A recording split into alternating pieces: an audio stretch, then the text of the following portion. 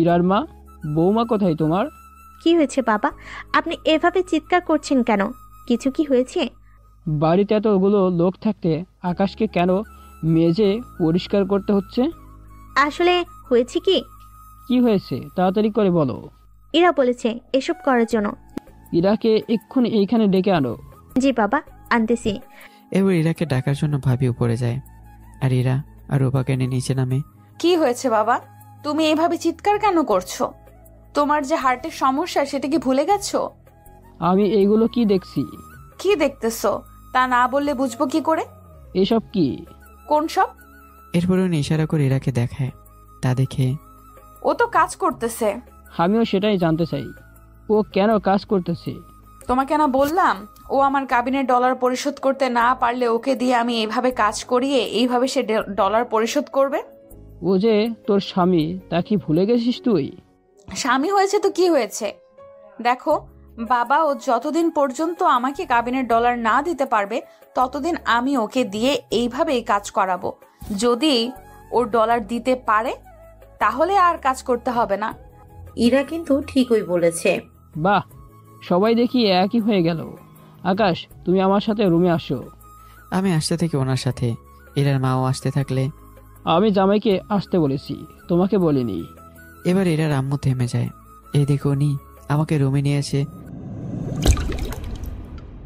আব্বু, আব্বু, তুমি আমাকে এই কার সাথে বিয়ে দিয়েছো?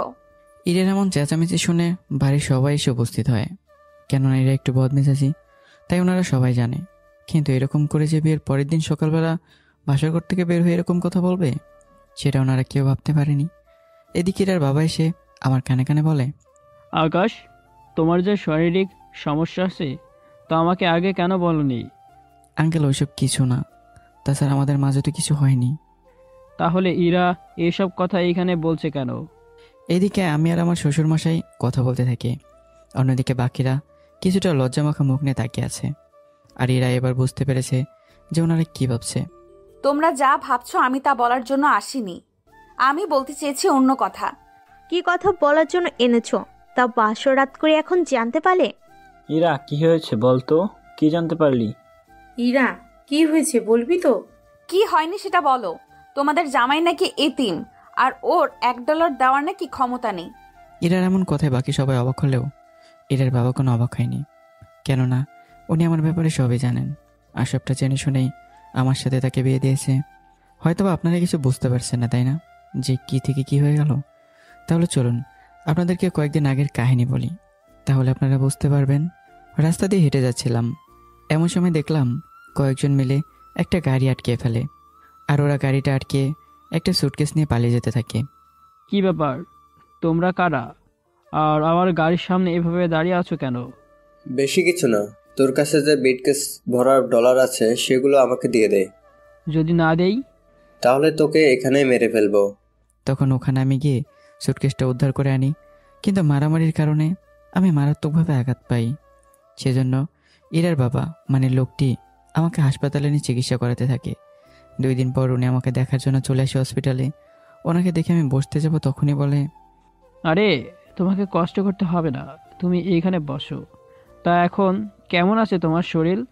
আলহামদুলিল্লাহ ভালো আছে আগের থেকে। তা আপনি আমাকে দেখার জন্য এসেছেন, এতে আমি খুশি হয়েছি। তা তোমার পরিবারের কে কে আছে? এরপরে আমি আমার সম্পর্কে অনেক কিছু বলি ওই লোকটাকে। তবে কি কি কথা হয়েছে আমাদের মধ্যে তা আপনারা পরে জানতে পারবেন, কেননা এই গল্পের মূল কাহিনী লুকিয়ে আছে আমার আর ইরার বাবার মাঝে। যে কথাগুলো হয়েছে তার মাঝে উনি সবটা শোনার পর বলে, আচ্ছা, তোমার কাছে একটা প্রস্তাব রাখবো, তুমি কি তা মেনে নিবে? মেনে নেওয়ার মতো হলে অবশ্যই নেব। তা কি কথা বলুন। আমার একটা মেয়ে আছে, নাম ইরা চৌধুরী। আমি চাই তুমি ওকে বিয়ে করো। এই দেখো আমার মেয়ের ছবি। ছবিটা ভালো করে দেখতে থাকি। আসলে এরা দেখতে এতটাই সুন্দর ছিল যে আমি চোখ ফেরাতে পারিনি। সেজন্য রাজি তো হই, সাথে কিছু প্রশ্ন করতে থাকি। আচ্ছা, আপনার মেয়ে আমাকে কেন বিয়ে করতে যাবে? কারণ তোমাকে আমার ভীষণ পছন্দ হয়েছে। তাছাড়া আমার মেয়ের সম্পর্কে আগে আমি তোমাকে সবটা বলি, সবটা শুনে তারপর তুমি আমাকে বলিও। জি বলুন। এরপর ইরা সম্পর্কে সব বলতে থাকে। আমি যতই শুনছি ততই অবাক, এক এক করে পানি খেতে থাকি। না আঙ্কেল, আমি তো কখনোই বিয়ে করব না। কেন বিয়ে করবে না? তোমার কি আমার মেয়েকে পছন্দ হয়নি? আপনার মেয়েকে তো পছন্দ হয়েছে, কিন্তু এনার সম্পর্কে যা যা বলছেন এগুলো তো আমি কখনো পূরণ করতে পারবো না। তোমার যা কিছু লাগবে তুমি শুধু আমাকে বলবে, আমি তোমারে সবটা এনে দিব। কিন্তু একটা অপরিচিত ছেলের কাছে আপনার মেয়েকে তুলে দিতে আপনার ভয় করবে না? আবার তো ভয় হচ্ছে তোমাকে নিয়ে, বিয়ের পর না জানি তোমার কি হাল করে। আঙ্কেল, আপনি কি কিছু ভাবছেন? না, ভাবছিলাম তোমাকে শুধু একটা মিথ্যে কথা বলতে হবে, তাহলে আর কোনো অসুবিধা নেই। নতুন করে আবার কি মিথ্যে বলবো? কানে কানে বলি। এরপর এই কথাগুলো বলে দেই। এবার কি কথা হয়েছে তা আপনারা সময় হলেও জানতে পারবেন, তবে এখন জানানো সম্ভব নয়, কেননা এখন সব বলে দিলে পরে আর কিছুই থাকবে না বলার মতো। এইদিকে অনেক কষ্টে উনি আমাকে রাজি করায়। এরপর উনি বাসায় চলে আসে, এসে পরিবারের সাথে কথা বলতে থাকে। ওগো, শুনছো গো ইরার মা? কি হয়েছে? এভাবে চিৎকার করছো কেন? কানে কি কালা মনে করো নাকি আমাকে? চিৎকার কই করলাম, আমি তো তোমাদের সাথে কথা বলবো বলে এসেছি। আব্বা কি কথা বলার জন্য এরকম চেঁচাচ্ছেন? আমিও চলে এসেছি।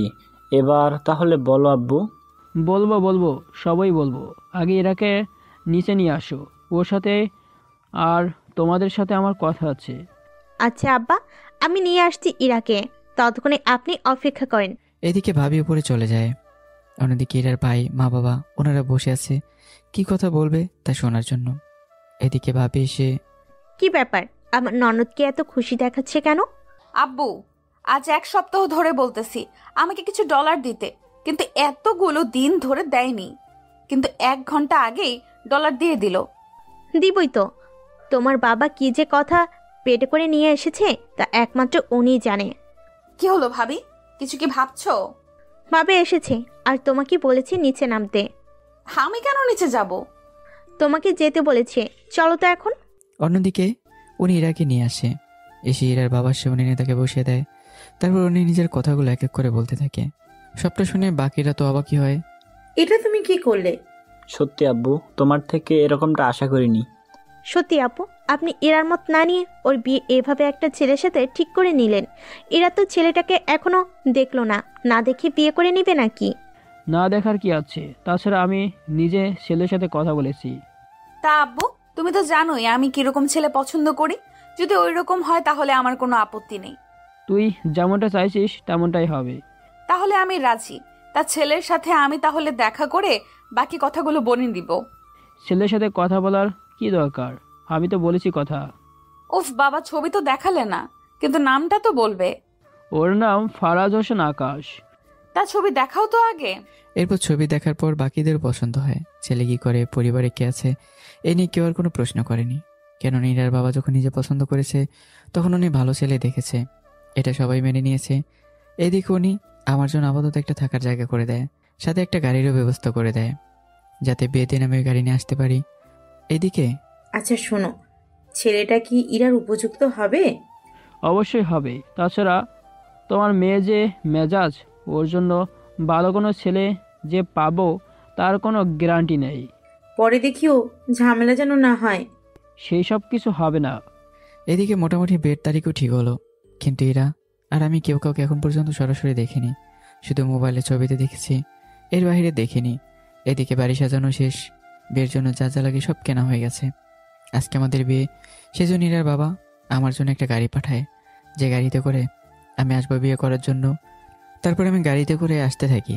আর অন্যদিকে আচ্ছা শোন, আমার হবু হাজবেন্ড যখন গেটে আসবে তোরা কিন্তু ভালো আর মোটা অঙ্কের ডলার চাইবি, আর ওখান থেকে যা পাবি 3 ভাগের 1 ভাগ আমার, আর বাকি 2 ভাগ তোদের সবার জন্য থাকবে। ঠিক আছে, তাই হবে। তুই শুধু দেখে যা, আগে আগে হোতা হেগা। এই বলে রিয়া রিমু হাসতে থাকে। এদিকে বর চলে আসার খবর শুনে সবাই নিচে আসে। একটু পর আমি গাড়ি থেকে নামি, তখন আমার পাশের কেউ ছিল না, মানে আমি তো এতিম, তা ওনারা কেউ জানতো না। কি দুলো ভাই, বাকিরা কোথায়? সত্যি ভাইয়া, আপনার কোনো বন্ধু নেই? আপনি শুধু একাই চলে এসেছেন বিয়ে করার জন্য? ব্যাপারটা কেমন অদ্ভুত লাগছে। আমি কিছু বলতে যাব, তখন ইরার বাবা এখানে চলে আসে। কি ব্যাপার, তোমরা আকাশকে বাইরে দাঁড় করিয়ে রেখেছো কেন? ভিতরে তো নিয়ে চলো। আঙ্কেল, আমাদের আগে পাওনা বুঝিয়ে দিক। কিসের পাওনা? তোমাদের থেকে আগে কি আকাশ কোনো ডলার ধার করেছিল নাকি? আরে গেটে যে ডলার দিতে হয় সে ডলার চাইছি আমরা। এরপর ইরার বাবা ইশারা করলে আমি এক বান্ডিল ডলার ওদের হাতে তুলে দিই। তারপর ওরা ওখানে সব কাজ শেষ করে বিয়ের অনুষ্ঠানে নিয়ে যায়। এরপর ওরা চলে যায় ইরার কাছে, আর ইরার বাবা এরপর আমার সাথে কথা বলতে থাকে। এদিকে রিয়া আর রিমুকে দেখে ইরা ওদের জন্য অপেক্ষা করতে থাকে রুমের মধ্যে। ইরার সাথে ওর ভাবিও ছিল। ওরা আসা মাত্রই, দোস্ত অনেকগুলো ডলার দিয়েছে। কত ডলার দিল? বাহ, শ্বশুর মশাই তো দেখি তোমার বিয়ে একজন ভালো ছেলে দেখেই দিয়েছে। তাই দেখতেছি। তা বিয়ের পরে আবার আমাদের ভুলে যাস না। তোদের ভুলবো কেন? এই যে ডলার আর হাজবেন্ড পাওয়ার পরে ভুলে তো যেতে পারিস। তেমনটা কিছুই হবে না। আচ্ছা, কাজী কি এসেছে? তোর দেখি আর দেরি সহ্য হচ্ছে না। তার বলতে। কিছুক্ষণ পর কাজে আসলো। দিনমোহর নির্ধারণ করে বিয়ে পড়িয়ে কাজে চলে যায়। রেস্ট করার জন্য আমাকে একটা রুমে এনে রাখা হয়। ওখানেই ইরার বাবাও ছিল। আব্বু, আমি এতগুলো দিনমোহর দিব কি করে? আরে তোমাকে কেউ কি বলেছে দেনমোহর দেওয়ার জন্য? কিন্তু আপনার মেয়ে যদি দিনমোহর চায় তখন কি করব? কিছু একটা বলে সময় চেয়ে নিও, বাকিটা পরে আমি সামলে নিব। ঠিক আছে, তাই করব। আমি কয়েক ঘন্টা পর ইরার রুমে যাই। আসলে আজকে বাসর রাত ইরার বাড়িতেই করব, সেজন্য রুমে নিয়ে আসা হলো। রুমের মধ্যে ওরা কত রকমের হাসি তামাশা করতে থাকে আমাকে নিয়ে। কিছুক্ষণ পর, আচ্ছা, অনেক হয়েছে সময়, এবার চলো আমরা নিজেদের রুমে যাই। ওদের এবার একা থাকতে দাও। এরা তুই ভয় পাস না? আমি কেন ভয় পাবো? তা তো আজ রাতেই টের পাবি। এমন ভাবে বলছিস মনে হচ্ছে তোর কয়েকবার হয়ে গেছে, সেজন্য তুই সবই জানিস। আচ্ছা, তোমরা নিজেদের মধ্যে ঝগড়া বন্ধ করো, এবার ওদের একা থাকতে দাও। এরপর বাকি সবাই তো চলে যায়। রাতে আমাদের মধ্যে অনেক কথা হয়। কি কথা হয়েছে তা আপনারা এর পরে জানতে পারবেন। কেননা এখন যদি বলে দেই তাহলে সমস্যা হয়ে যাবে অনেক বেশি, সেজন্য আর বললাম না। পরের দিন সকালে ঘটে আরেক ঘটনা। আর কি কি হয়েছে সেগুলো তো আপনারা জানেনই, তাই আর বললাম না। তো এই ছিল ঘটনা। এবার বাকিটা গল্পের সাথে থাকলে জানতে পারবেন। এবার বর্তমান। তা আপা, এরা কি সত্যি বলেছে এই ছেলেটার সম্পর্কে? ইরার বাবা তো চুপ হয়ে আছে। আমাকে বাকিরা অপমান করতে থাকে। কেননা যখন ওরা জানতে পারে যে আমার $1 দেওয়ার মতো সামর্থ্য নেই। আমি বুঝি না আব্বু, তুমি জেনে শুনে এর মতো একটা ফকিরের কাছে ইরার বিয়ে দিলে। ইরা আমার মেয়ে, আর আমি ওকে যার সাথে খুশি তার সাথে বিয়ে দিব। এতে কারোর যদি কোনো আপত্তি থাকে এতে আমার কিছু করার নেই। আকাশ ওর স্বামী, আর ওকে এটা মেনেই চলতে হবে, থাকতে হবে ওর সাথে। না বাবা, আমি ওর মতো একটা ফকিন্নিকে স্বামী হিসেবে কখনোই মানবো না। সে তোমার ইচ্ছে, তবে ওকে স্বামী হিসাবে মানা ছাড়া তোমার হাতে আর কোনো উপায় নেই। তাছাড়া তোমাকে যা বলার জন্য এনেছি, আকাশ আজকে থেকে এই বাড়িতেই থাকবে। ওর যেহেতু ঘর নেই, সেখানে আজ থেকে ইরার সাথে ওই ইরার রুমেই ঘুমাবে। ওর মতো ছেলেকে আমি স্বামী হিসেবে মানি না। আমি ওকে ডিভোর্স দিয়ে দিব। এটাই ভালো হবে, তুই ওকে ছেড়ে দে। ঠিক আছে আম্মু, ওর মতো ফকির যদি এবারে জামাই হয় তাহলে আমাদের মান সম্মান সব তো নষ্ট হয়ে যাবে। আমি আজকে এই উকিলের সাথে কথা বলে ইরা তোর ডিভোর্স নেওয়ার ব্যবস্থা করতেছি। এদিকে সবার কথা শুনে আমার চোখের পানি ঝরতে থাকে। কেননা এরকমভাবে আমাকে অপমান করবে তা আমি কখনো ভাবিনি। তারপর আমি বের হয়ে যেতে চাইবো, তখন ইরার বাবা আমাকে বাধা দেয়। কোথায় যাচ্ছ তুমি? আপনার কি মনে হয় এত অপমান সহ্য করার পরেও আমার এখানে থাকা উচিত? তুমি কোথাও যাবে না, এইখানে এই বাসায় থাকবে। এতগুলো মানুষের অপমান সহ্য করে কি করে থাকতে পারবো? দেখো, যাই হয়ে যাক তোমাকে এইখানেই থাকতে হবে। কোন অধিকারে থাকবে? ইরা তো ওই ছেলেকে স্বামী হিসাবে কখনোই মেনে নেবে না। যদি ইরা ওকে স্বামী হিসেবে মেনে না নেয় তাহলে আমি ইরাকে আমার সব সম্পত্তি থেকে বঞ্চিত করব, কয়েকটা শর্তের বিনিময়ে। এমন কথা শুনে বাড়ির সবাই চমকে ওঠে। তুমি আবার কি শর্ত দিবে? হ্যাঁ আব্বু, এখানে আবার কি শর্ত থাকবে? বাবা বলেন কি সেই শর্ত? শর্ত হলো ইরাকে আমি ততদিন পর্যন্ত সম্পত্তি থেকে বঞ্চিত করব যতদিন পর্যন্ত ইরা আর আকাশের কোনো সন্তান না আসবে পৃথিবীতে, ততদিন পর্যন্ত। বাবা, আমি ঠিক বুঝতে পারিনি তুমি আসলে কি বলতে চাইছো, একটু বুঝিয়ে বলো তো। আমি একটা উইল করেছি যেখানে আমি লিখেছি যতদিন পর্যন্ত তুই মা না হবি ততদিন পর্যন্ত আমার কোনো সম্পত্তি তুই কোনো ভাগ পাবি না। এই আর নতুন কি? ওকে ডিভোর্স দিয়ে আমার যাকে ভালো লাগে আমি তাকে বিয়ে করে এরপর যখন আমাদের সন্তান হবে তখন তো ঠিকই ভাগ পাবো। সমস্যাটা ওইখানেই। ওখানে আবার কি সমস্যা? তুই যে সন্তানের মা হবি আর ওই সন্তানের বাবা আকাশ হতে হবে, তাহলে তুই আমার সম্পত্তির ভাগ পাবি। এর বাইরে তুই ততদিন আমার ডলার ইউজ করতে পারছিস। এতদিন যেভাবে ইউজ করেছিস সামনেও সেভাবে ইউজ করতে পারবি। এটা নিয়ে কোনো সমস্যা নেই, কিন্তু আমি যা বলেছি সেটাই হবে। ইরার বাবা এমন কথায় বাকিরা সবাই অবাক হয়, সাথে আমি নিজেও অবাক হই। কেননা এরকম কথা কোনো বাবা যে তার মেয়েকে বলতে পারে, তা আমার কেন, আপনাদের মধ্যে হয়তো অনেকের জানা ছিল না। কিন্তু কি করবে, উনি যে চায় এরা ভালোভাবে দিন কাটাক, কিন্তু কেউ তো জানে না ওনার এই চাওয়ার মাঝে যে এরা শোকটা আছে। এদিকে এরা তো রেগে একদম একাকার। তুমি তাহলে তোমার সিদ্ধান্তে থাকবে, তাই তো? হ্যাঁ, আমি যা বলেছি তাই হবে। তাহলে তোমরাও আমার একটা কথা শুনে রাখো। কি কথা বলো? হ্যাঁ বলো, তোমার কি কথা? ভাইয়া, ওই ছোট লোকটাকে বল আমার কাবিনের টাকা এক্ষুনি দিয়ে দিতে। আমি এতগুলো ডলার এখন পাবো কি করে? সে যেখান থেকে পারিস নিয়ে আয়, তবে একটা কথা। কি কথা আবার তোর? ওই ছেলেকে যে ডলার নিজে উপার্জন করে দেখাতে হবে, কোনোভাবেই কারোর থেকে সাহায্য নিতে পারবে না। আর যেদিন ও সব ডলার পরিশোধ করতে পারবে সেদিন আমি ওকে স্বামী হিসেবে মেনে নেব, এর আগে নয়। কি বলো আকাশ? তাহলে কাল থেকে তুমি আমার অফিসে বসে যাও। আমি তোমাকে $15,000 দিব বেতন। তাহলে 4-5 মাসে তুমি ইরার দেনমোহর পরিশোধ করে দিতে পারবে। বাবা, আমি ওকে বলেছি সম্পূর্ণ নিজের যোগ্যতায় ওকে ডলার উপার্জন করার জন্য। তুমি যদি ওকে সাহায্য করো তাহলে তো হবে না। আর যতদিন ও ডলার দিতে না পারবে ততদিন আমি যা যা বলবো ওকে সে কথা শুনে চলতে হবে। এবার ইরার বাবা আটকে গেল। এদিকে উনি নিশ্চুপ হয়ে আছে, সেজন্য বাকিরা কিছুটা খুশি হয়ে ইরাকে নিয়ে কথা বলার জন্য রুমে আসে। আর ইরার বাবা আর আমি বসে আছি। তখন উনি প্রশ্ন করে বসে, আকাশ, এখন তাহলে উপায় কি? আমি তো তাই ভাবছি, কিভাবে এতগুলো ডলার জোগাড় করব। এদিকে ইরার মা, ভাই আর ভাবি ওনারা বসে আছে। হীরা তো চোখের পানি ফেলছে। মা, মা, আমি কি সত্যি তোমাদের মেয়ে? এটা আবার কেমন কথা? তুই তো আমাদেরই মেয়ে। তাহলে বাবা কি করে পারলো আমার সাথে এমনটা করতে? কি করে ওর মতো একটা ফকির ছেলের সাথে আমার বিয়ে দিল? কি করবে এখন? আব্বা যে কি করে এরকম একটা ডিসিশন নিল আমি তো বুঝতেই পারছি না। আমি তো বুঝতে পারছি না, ছেলেটা তো অনেক ভালো দেখতে, কিন্তু বাবাকে কি করে পটিয়ে এরকমটা করলো বুঝতে পারছি না। যা হওয়ার হয়েছে, এখন এই নিয়ে ভেবে আর কি করবি? একটা কাজ করলে কেমন হয়? কি কাজ ভাইয়া? ওই ছেলে যতদিন না পর্যন্ত তোকে কাবিনের ডলার না দিতে পারছে ততদিন পর্যন্ত ওই ছেলে তোর কথা শুনতে বাধ্য, তাই তো? হ্যাঁ, কিন্তু এতে কি হয়েছে? এখানে তো অনেক কিছু। আমি না কিছু বুঝতেছি না, একটু বুঝিয়ে বলো ভাইয়া। এরপর ইরার ভাই ওদের সবাইকে বলতে থাকে এক এক করে। ওনার কথা শুনে বাকিদের তো পছন্দ হয়ে যায়। সত্যি তুমি ভালো একটা আইডিয়া খুঁজে বের করলে। বিজনেস তো আমি সামলাই তোমার সাথে, কিন্তু আমার মাথায় কেন যে আসছে না সেটাই তো আমি বুঝতেছি না।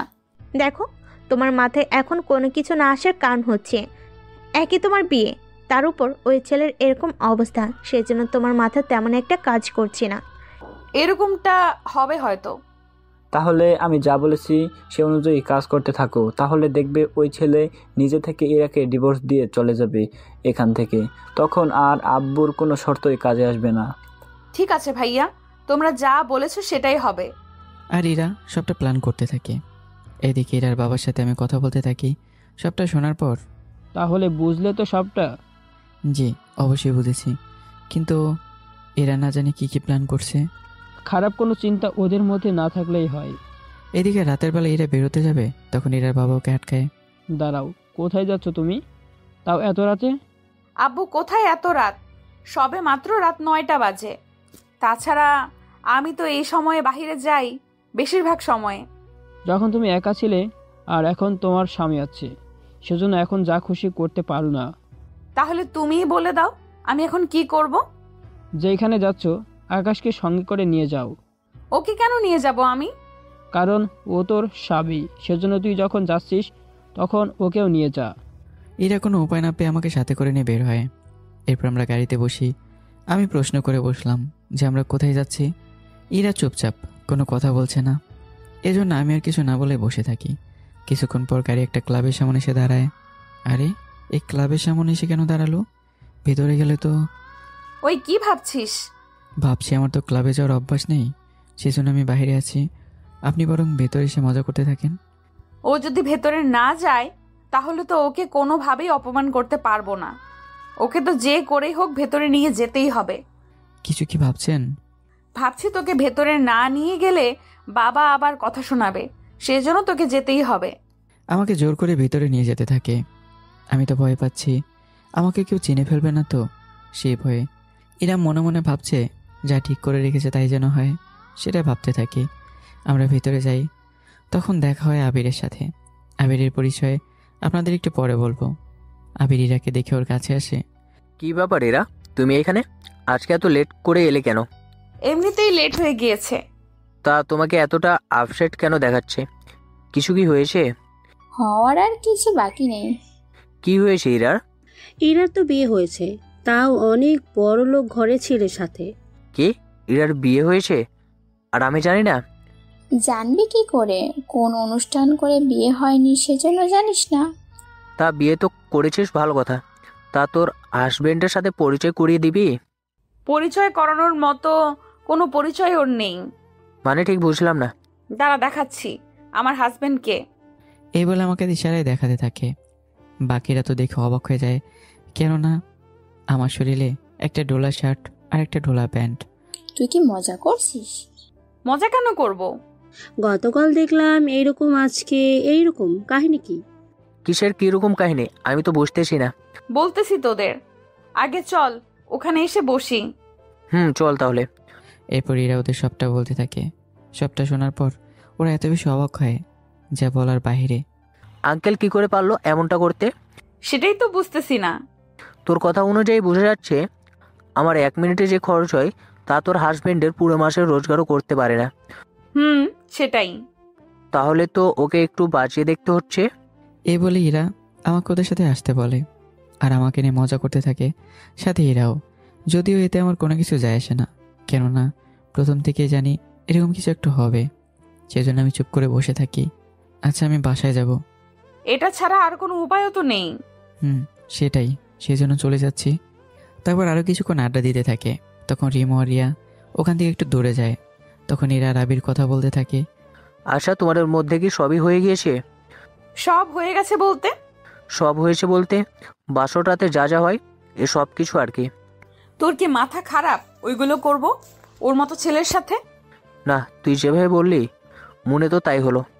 আরে তেমন কিছু না। তোকে কিছু কথা বলার ছিল আমার। কি কথা? কথাটা কিভাবে বলবো ভাবতেছি।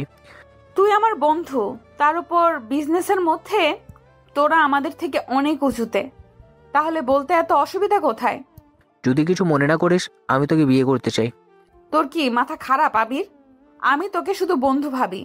তাতে কি, আমি তো তোকে বন্ধুর পাশাপাশি বউ ভাবতাম। ভেবেছিলাম কয়েক মাস পর তোর বাসায় বিয়ের প্রস্তাব পাঠাবো, কিন্তু তুই যে আমাকে এরকম কিছু কথা বলবি তা তো আমি ভাবতেও পারিনি। আমিও ভাবতে পারিনি তুই যে আমাকে নিয়ে এগুলো ভাবিস। চলি আমি এখান থেকে। এদিকে এরা তো চলে যায় ওখান থেকে। আর রিয়া আর রিমো তখন আবিরের কাছে আসে। কি হয়েছে আবির? এরা এভাবে উঠে গেল কেন? তুই কি ওকে কিছু বলেছিস? আবির এরপর ওদের সবটাও খুলে বলতে থাকে। সবটা শোনার পর, আবির, তোর কি মাথা খারাপ? কেন, কি বললাম? তোদের যা ক্ষমতা আর যা ডলার আছে সেগুলো দিয়েই তো ইরাকে তুই 50 বার কিনতে পারবি। আমি তা জানি, কিন্তু ওর ওপরে কেন জানি মন চলে এসছে। কিন্তু ওই আকাশের বাচ্চার জন্য কোনো কিছুই হলো না। আমার মনে হয় তুই ইরার ব্যাপারটা মাথা থেকে নামিয়ে দেওয়া ভালো হবে। আমারও তাই মনে হয়। আমি তো এত তাড়াতাড়ি হাল ছাড়বো না। তাছাড়া এরা আমার কথাই না বলার জন্য ওর পরিবারের বিজনেসের মধ্যে কত বড় যে ক্ষতি আসছে তা এরা নিজেও জানে না। সেটাও তো কথা, ওদের পুরো পরিবার বিজনেস তো তোদের সাথে জুড়ে। তোরা যদি ওদের সাথে বিজনেস ডিল না রাখিস তাহলে তোরা আরো গরিব হতে থাকবে। আমি তাই চাইবো, কিন্তু কিন্তু কি আবির? আমি আরো কয়েকবার চেষ্টা করে দেখি। যদি সবটা ঠিক থাকে তাহলে তো ভালোই, নয়তো আমাকে কিছু একটা করতে হবে। ঠিক আছে, যা খুশি কর। তারপর এরা বাসায় চলে আসে। অন্যদিকে আবিরও বাড়িতে আসে। পরের দিন সকালে ওর বাবার সাথে কথা বলতে থাকে। কি বলছিস আবির?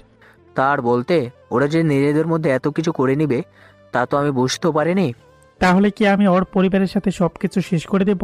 এখন কিছু করতে হবে না, আমি আরও কয়েকবার চেষ্টা করে দেখি, তারপর যদি না হয় তখন জানাবো। ঠিক আছে, আমি তাহলে অফিসে গেলাম। এই বলে আবিরের বাবা মিস্টার জাফর চৌধুরী চলে যায় অফিসে। জাফর চৌধুরী হলো আমেরিকার সবথেকে বড় ব্যবসায়ী আর ধনী লোকদের মধ্যে অন্যতম। ধনীর দিক দিয়ে উনি 2 নম্বরে আছেন, কিন্তু 1 নম্বরে কে আছে তা ওনারা জানে না, না ওনারা কেউ দেখেছে। এদিকে আপনারা তাহলে বুঝতেই পারছেন আবিরের পরিবার কতটা ধনী। তার চেয়ে বড় কথা হলো আবির পরিবারের সাথে জড়িয়ে আছে ইরার পরিবারের ব্যবসা। আবির যদি বাবাকে বলে ইরাদের সাথে সব কিছু ক্যান্সেল করে দিতে, তাহলে কিন্তু ইরাদের শত শত কোটি টাকা লস হবে। এদিকে আবিরের পরিবার আর ক্ষমতা সম্পর্কে তো জেনেছেন। আবিরের পরিবারকে এখন কোনো কিছুই জানালো না, কেননা আবির একটা সুযোগ খুঁজতে থাকে, যেই সুযোগের মধ্যে ইরাকে পেতে পারে। সকালবেলা, ইরা, এই নাও তোমার নাস্তা। হ্যাঁ দাও ভাবি। হঠাৎ করে আবির আমার সাথে কি বিষয় নিয়ে যেন কথা বলতে চাইছে, কিন্তু কোন বিষয়ে সেটা বুঝতেছি না। তা তুমি অফিসে যাওয়ার পরেই তো দেখতে পারবে। আমি বলি কি, ইরাও তোর সাথে যাক, এতে দুজনে মিলে বুঝে নিতে পারবি। সেটাই ভালো হবে তাহলে। ইরা কেন অফিসে যাবে?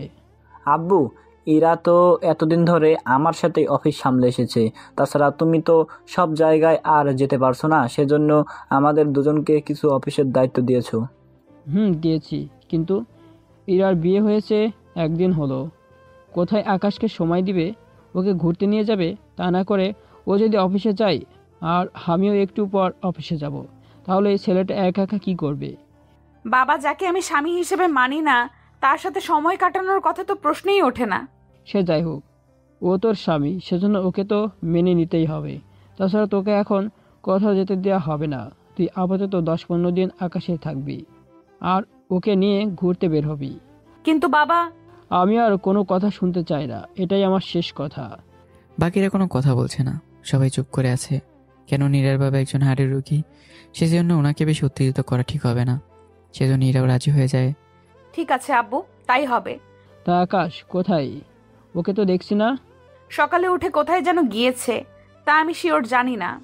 একটা কল দে তো ওকে, কোথায় আছে, কি করতেছে তা খোঁজ খবর নিয়ে আমাকে জানা। কিন্তু বাবা, ওর নাম্বার নেই আমার কাছে। ও যখন বাসায় ফিরবে তখন নাম্বার নিয়ে রেখে দিবি, আর আমি অফিসে গেলাম, তোকে যা যা বলেছি তা করবি। ঠিক আছে, তাই হবে। ইরার বাবা আর ইরার ভাই চলে যায় অফিসে। ওনারা যাওয়ার 1 ঘন্টা পর আমি চলে আসি বাসায়। আমাকে দেখার পর একটু কাজে বাইরে গিয়েছিলাম। কাজ যদি শেষ হয়ে থাকে তাহলে নাস্তা করে বাড়িতে কিছু কাজ আছে, ওইগুলো করে নাও। বাড়িতে তো কাজের লোক আছে, তাহলে আমি জামাই হয়ে এইসব কাজ করব? তোর তো মান নাই। যদি থাকতো, মা তোকে কাজ করতে বলতো না। সে যাই হোক, নাস্তা খেয়ে কাজগুলো করে নে তাড়াতাড়ি করে। ওনাদের এমন কথায় আমি বেশ কষ্ট পাই, কেননা ওনারা যে কাজগুলো করতে বলছে তা আমি কখনো করিনি। সেজন্য নাস্তা করে আমি কাজগুলো করার ট্রাই করতে থাকি। এইদিকে বিকালের দিকে কাজ শেষ হয়ে যায়। তারপরে আমি গোসল করে একটা শার্ট আর প্যান্ট পরে নিই, কিন্তু আমার স্মার্ট শার্ট প্যান্ট নেই, তাই পুরোনোগুলোই পরছি। তা দেখি এরা, কেন শার্ট প্যান্ট? তা তো আমিও দেখতে পাচ্ছি, কিন্তু এত পুরনো কেন? কি করব, আমার তো নতুন কিছু নেই যে পরবো। এরা তখন কি যেন ভাবতে থাকলো। তারপর আমাকে নিয়ে একটা শপিং মলে আসলো, সাথে রিয়া আর রিমুকেও আসতে বললো, কেননা আমাকে শপিং করিয়ে দেবে আর ওরা দুজন সেই ফাঁকে অপমান করতে থাকবে। এটাই ছিল ওদের প্ল্যান। ঠিক যেমনটা ভাবলো তেমনটাই হলো। ওরা দুজন এসে হাজির হলো শপিং মলে, কিন্তু এরা ওদের দেখে এমন ভান করলো মনে হচ্ছে যে কিছুই জানে না। একটু পর, কিরে তোরা এখানে? আমরা তো এসেছি একটু কেনাকাটা করতে। তা তুইও কি এসেছিস কিনতে? এসেছি, তবে আমার জন্য না। তাহলে কার জন্য? এই খ্যাত ছেলেটার জন্য? আরে ও তো আমার হাজবেন্ড। আরে মজা কেন করিস? ওর মতো খ্যাত ছেলে কিনা তোর হাজবেন্ড হবে? হাসালি বান্ধবী। ভালো করে তাকা, তাহলে বুঝতে পারবি এটা কে। সরি বান্ধবী, আমরা ঠিক চিনতে পারিনি। আসলে উনি এমন ভাবে এসেছে যে বোঝার কোনো উপায়ও নেই। কি করব বল, সবই আমার পোড়া কপাল। তাহলে চল তোর হাজবেন্ডকে কিছু কিনে দে। তা এত দামি দামি জিনিস তোর হাজবেন্ডের পছন্দ হবে তো? কারণ সে তো সবসময় এরকম বস্তি মার্কা পোশাক পরে থাকে। এত দামি জিনিস আমার মনে হয় না পরতে পারবে। দেখ, আমি জানি তোরা ওকে অপমান করতেছিস। আরে আমরা তো মজা করেছি। তা চলেন ভাইয়া, আজকে আপনার পুরো শপিং খরচ আমরা দুজনে দেব। তোরা কেন দিবি? বারে তোর জামাই বলে কথা, এতটুকু তো করতেই পারি। এদিকে আমি শত না করার পরেও ওরা কিনে দিতেই থাকে, মোটামুটি অনেক কিছুই কিনে দেয়। এবার সবাই যায় রেস্টুরেন্টে খাওয়ার জন্য। তা কি খাবি বল? আমাকে কেন জিজ্ঞেস করছিস? ভাইয়াকে জিজ্ঞেস কর, উনি যা খেতে চায় তা অর্ডার কর। আরে উনি তো এই খাবারগুলো কখনো চোখেই দেখার তো দূরের কথা, কখনো নামও শুনিনি, সেই জন্য জিজ্ঞেস করা কি ঠিক হবে? দেখ, তোদের যা ইচ্ছা হয় অর্ডার কর। আমি চুপচাপ বসে আছি, কোনো কথা বলছি না, কেননা কোনো কথার উত্তর দেওয়া আমি ঠিক মনে করছি না। সেজন্য বসে আছি আর কথাগুলো শুনতে থাকি। এদিকে ওয়েটার খাবার নিয়ে আসলে ওরা সবাই খেতে থাকে। খাবার শেষ হওয়ার আগেই আমি ওয়াশরুমে যাওয়ার জন্য চলে যাই। তখন কিরেইরা কেমন দিলাম? তোরা তো একদম ফাটিয়ে দিয়েছিস। দেখতে হবে না কার বান্ধবী আমরা, কিন্তু রেস্টুরেন্টের খরচ ওই ভেটাকে দিতে বলিস। কি বলিস তোরা? কিন্তু ওর কাছে তো $1 হবে না, তাহলে বিল দিবে কি করে? দরকার পড়লে এখানকার প্লেট থেকে শুরু করে যাবতীয় যা কিছু আছে সবই ধুয়ে নিবে। এরকমটা করা ঠিক হবে না, পরে তো আমাদের তো অনেক কথা শোনাবে লোকজন। কিভাবে? এরা এরপর বাকিটা ওদের বলতে থাকে। সবটা শোনার পর আসলে এটা তো ভেবে দেখিনি। সেজন্য আমি যা বলেছি সে অনুযায়ী কাজ করতে থাক, তাহলে ওর আরো কিছু শিক্ষা হবে। ঠিক আছে, তাই হবে। এদিকে একটু পর আমি ফিরে আসি, তখন ওয়েটার আসে বিল নিয়ে। স্যার, এই নিন আপনাদের বিল। বিল কত হয়েছে? এই তো $200। ভাইয়া, আপনি তাহলে বিলগুলো দিয়ে আসেন, আমরা বাইরে অপেক্ষা করছি। কিন্তু আমার কাছে তো বিল নেই। এই কথা শুনে কর্মচারী বলে, স্যার, আপনার কাছে যদি ডলার না থাকে তাহলে আপনাদের মধ্যে কাউকে তো বিল পরিশোধ করতেই হবে। দেখলি তো এরা কাকে নিয়ে এসেছি খেতে, যার কিনা সামান্য খাওয়ানোর যোগ্যতা নেই, তাকে নিয়ে তুই সংসার করবি কি করে? ওদের বলা কথাগুলো একে একে আমার বুকে আঘাতের মতো করে লাগতে থাকে। ওরা বিল দিয়ে দেয়। তখন আমি ওখান থেকে বের হয়ে আসবো আর একটা লোকের সাথে ধাক্কা খাই। তা দেখে কর্মচারী এখানে আসে। তোর সাহস তো কম না, তুই স্যারের সাথে ধাক্কা লেগেছিস। সত্যি আমি তাকে দেখতে পাইনি। তারপর রেস্টুরেন্টের ম্যানেজার যে আমাকে দেখে সাথে সাথে অবাক হয়ে যায় আর সালাম দেয়, আর ওই কর্মচারীকে 2টা থাপ্পড় দিয়ে দেয়। তোমার সাহস তো কম না, তুমি ওনার সাথে খারাপ ব্যবহার করছো। স্যার, উনি তো আপনাকে ধাক্কা দিয়েছিল। তুমি কি জানো উনি কে, কি ওনার পরিচয়? এর আগে ম্যানেজার কিছু বলতে যাবে, তখন আমি ওনাকে আটকে দিই। এদিকে এরার বাকিরা ওখানে চলে আসে। কি ব্যাপার, কিছু কি হয়েছে? না ম্যাডাম, কিছু হয়নি। তুই এখানে দাঁড়িয়ে আছিস কেন? হ্যাঁ, যাচ্ছি এখনই। তারপর সবাই বাইরে চলে যায় আর কর্মচারী প্রশ্ন করে বসে, স্যার, আপনি যেখানে ওই লোকটাকে মারবেন সেখানে উল্টো আমাকে মারলেন। তোমার ভাগ্য ভালো, তোমাকে শুধু মেরেছি, চাকরি থেকে বের করে দেইনি, এটা তোমার ভাগ্য ভালো। কর্মচারীর কোনো কথা বলেনি। এদিকে আবিরের সাথে এরার ভাই আর বাবার কি কথা হয়েছে তা এখন অজানাই থাকুক, পরে সময় হলেই বলবো। 5 দিন পর এরার মামাতো বোন আসতেছে লন্ডন থেকে এরাদের বাড়িতে। আসলে এরার বাবা ওকে বলেছে আসার জন্য। এরা কোথায় তুই? এই তো আমি অফিসে। আজকে তোর মামাতো বোন আসছে, সেজন্য তুই আর আকাশ মিলে ওকে এয়ারপোর্ট থেকে নিয়ে আয়। সত্যি বলছো? এত বছর পর রূপা আসতেছে? তুই তাহলে বাসায় এসে আকাশকে নিয়ে বের হও। বাবা, ওকে কেন নিতে হবে? কেননা রূপা বলেছে তুই যেন আকাশকে নিয়ে বের হোস। এদিকে এরা কোনো উপায় না পেয়ে বাড়িতে চলে আসে। এসে দেখে আমি বাসার মেঝে পরিষ্কার করতেছি। তা দেখে এরার একটু খারাপ লাগেনি, কেননা এরার বাকিরা মিলে পরামর্শ করে এই ডিসিশনটা নিয়েছে। বাসায় এসেই, ওই ফকিন্নি, তাড়াতাড়ি করে রেডি হয়ে নে, আমরা বের হব।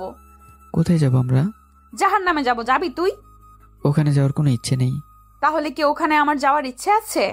আপনার যেভাবে আচরণ আর চলাফেরা, জাহান্নামে যে যাবেন তা তো একদম ক্লিয়ার। আর একটা কথা বললে তোকে এখানেই। সে যাক গিয়ে, তাড়াতাড়ি করে রেডি হয়ে আয়। তারপর আমি রেডি হয়ে নিচে নামি, কিন্তু ভালো কোনো পোশাক পরিনি। সেজন্য এরা দেখা মাত্রই, ভালো কোনো পোশাক কি ছিল না? সামনে যেটা পেয়েছি ওটা আমি পরে নিয়েছি। ঠিক আছে চল, মান সম্মান তো সব ডুবিয়ে ছাড়বি। তা যখন আমাকে দিয়ে বাড়িতে চাকরের মতো কাজ করান, তখন কি মান সম্মান থাকে? তুই তো বেশি কথা বলতে শিখে গেছিস। সবটা তো আপনি নিজেই বললেন। আর একটাও কথা না, চুপচাপ চল আমার সাথে। এদিকে এরা কিভাবে রাখতে দেখে ভাবি জিজ্ঞাসা করে। এরা ওনাকে বাকিটা বলে। ওর আবার সম্মান? 3 বেলা যে খাইতে দিচ্ছি ওকে, এটাই তো অনেক বেশি ওর জন্য। আচ্ছা ইরা, তুই কি কোথাও বের হচ্ছিস?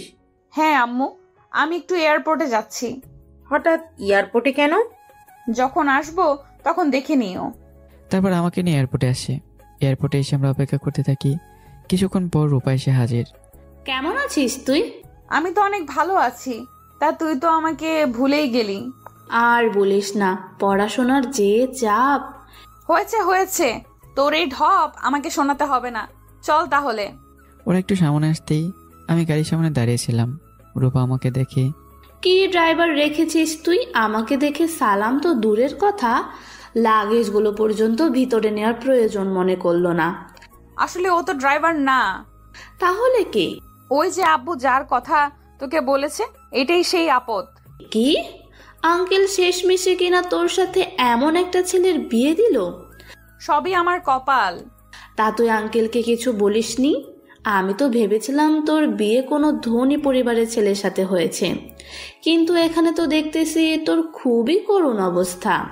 সব কথা কি এখানেই বলবি নাকি গাড়িতে উঠবি? তা তো যাবই। তোর এই হাজবেন্ডকে বল আমার লাগেজগুলো ভিতরে এনে রাখার জন্য। কি ব্যাপার, রূপা কি বলেছে শুনতে কি পাওনি? হ্যাঁ এক্ষুনি উঠেছি। লাগেজগুলো গাড়িতে তুলে রাখি। এরপর আমরা চলে আসি বাসায়। গাড়িতে এরা রূপাকে সব কথা বলতে থাকে এক এক করে। এদিকে সে চুপচাপ করে সব কথা শুনেই যাচ্ছে, কোনো কিছু বলছে না। বাড়িতে আসার পর রূপাকে দেখে ওরা অনেক খুশি হয় সবাই। এরা রূপাকে নিয়ে একটু রুমে যায়। তুই এখানে থাক আজকে থেকে। আমি তো ভেবেছিলাম তোর সাথে ঘুমাবো।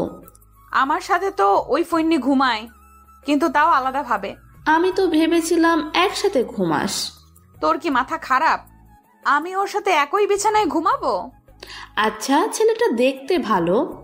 এতই যখন ভালো তাহলে তুই পটিয়ে বিয়ে করে নে। আমার পক্ষে সম্ভব না। শোন, তুই এখানে যতদিন থাকবি ওকে শুধু অপমানের উপরে রাখবি। কেন কেন? তোকে যা বলেছি তুই শুধু সে অনুযায়ী কাজ করতে থাক। শুধু বাবার সামনে ওই ছেলেকে কিছুই বলবি না। ঠিক আছে, তাই হবে। আঙ্কেলের সামনে কোনো কিছুই বলা যাবে না, ওকে? তারপর যখন রাত হয় এরার বাবা আর ভাই আসে। এরপর এরা সবাই একসাথে খেতে বসে। তখন ওরা বাকি সবাই কথা বলতে থাকে। রূপা, তোমাকে কিন্তু অনেকদিন থাকতে হবে এইখানে। আঙ্কেল আমি এবার 10 দিন থাকবো এখানে। তাহলে ইরা, তুইও এই 10 দিন রূপাকে সময় দে, আর সাথে আকাশকেও রাখবি তোদের সাথে। আর রূপা যখন আবার ফিরে যাবে তখন তুই আর আকাশ রূপার সাথে তোর মামার বাড়ি যাবে বেড়াতে। কিন্তু বাবা ওকে কেন নিয়ে যেতে হবে? ঠিকই তো আঙ্কেল, আমি আর ইরা না হয় ঘুরে আসবো, কিন্তু ওনাকে কেন নিতে হবে? আমি যখন বলেছি তখন নিতেই হবে। আর আকাশ, তোমার যদি পাসপোর্ট না থাকে তোমার কাগজপত্র আবিরকে দাও। বাবা আমাকে কেন? তুই ওর পাসপোর্ট এই 10 দিনের ভিতর করে দিবি, তাহলে ওরা যাবে। পাসপোর্টের সাথে ওদের 3 দিনের যাওয়ার ব্যবস্থা করবে। ঠিক আছে আব্বু, তাই হবে। তখন আমি উঠে বললাম, আমার পাসপোর্ট আছে। তাহলে তো আর কোনো কথাই নেই, বাকিটা ওই সামলে নিবে। ঠিক আছে আব্বু, তাই হবে। খাবার শেষ করে আমরা যে যার রুমে চলে যাই। এদিকে এরা রূপার সাথে কথা বলতে থাকে। এবার কি হবে? ওর মতো ফকিনীকে যদি সাথে নিয়ে ঘুরি তাহলে তো আমাদের মান সম্মান সবই শেষ হয়ে যাবে। তবে একটা দিক দিয়ে ভালো হয়েছে। যেমন কিভাবে? আমরা ওকে সাথে করে ঘুরবো আর জায়গায় জায়গায় অপমান করে বেড়াবো। এতে তো মাঝে মাঝে আমাদেরও অপমান হতে হবে। তেমন কিছুই হবে না। আমাকে বিয়ে করার স্বাদ ওর এই জন্মে তো মিটাবই, সাথে পরের জন্ম মনে রাখবে। আচ্ছা কালকে তাহলে যাবি কোথায়? আশেপাশে পার্কে যাব, আর এরপর খাওয়া হবে। ওকে নিয়ে ঘুরতেও তো খারাপ লাগবে, কিন্তু করার নেই। যতটা ঘুরবো আবার ঠিক ততটাই অপমান করতেও পারবো। তার বলতে? তারপর পরের দিন সকালে বের হওয়ার সময় আমাকে সাথে নিয়ে বের হয়। কিছুক্ষণ পর, তোকে ভালো ভালো পোশাক কিনে দিলাম, সেগুলো কি পরা যায় না? এত দামি পোশাক আমি পরতে পারি না। তা পারবি কেন? কখনো তো চোখেও দেখিসনি মনে হয় এরকম পোশাক। সে যাক গিয়ে, চলে তাহলে। এরপর আমরা বের হয়ে একটা পার্কে যাই ঘোরার জন্য। তখন কোত্থেকে যেন আবির চলে আসে, তাই এরা আর বাকিরা কেউই জানতো না। আসলে আবির এই পার্কে এসছে অনেক আগেই, কিন্তু ওরা তো জানতো না। আবির এরাকে দেখে ওর কাছে আসে। কি ব্যাপার তুমি এখানে? আর সাথে উনিকে? ও আমার মামাতো বোন রূপা। আর রূপা, পরিচয় হও, ও আমার বন্ধু আবির চৌধুরী।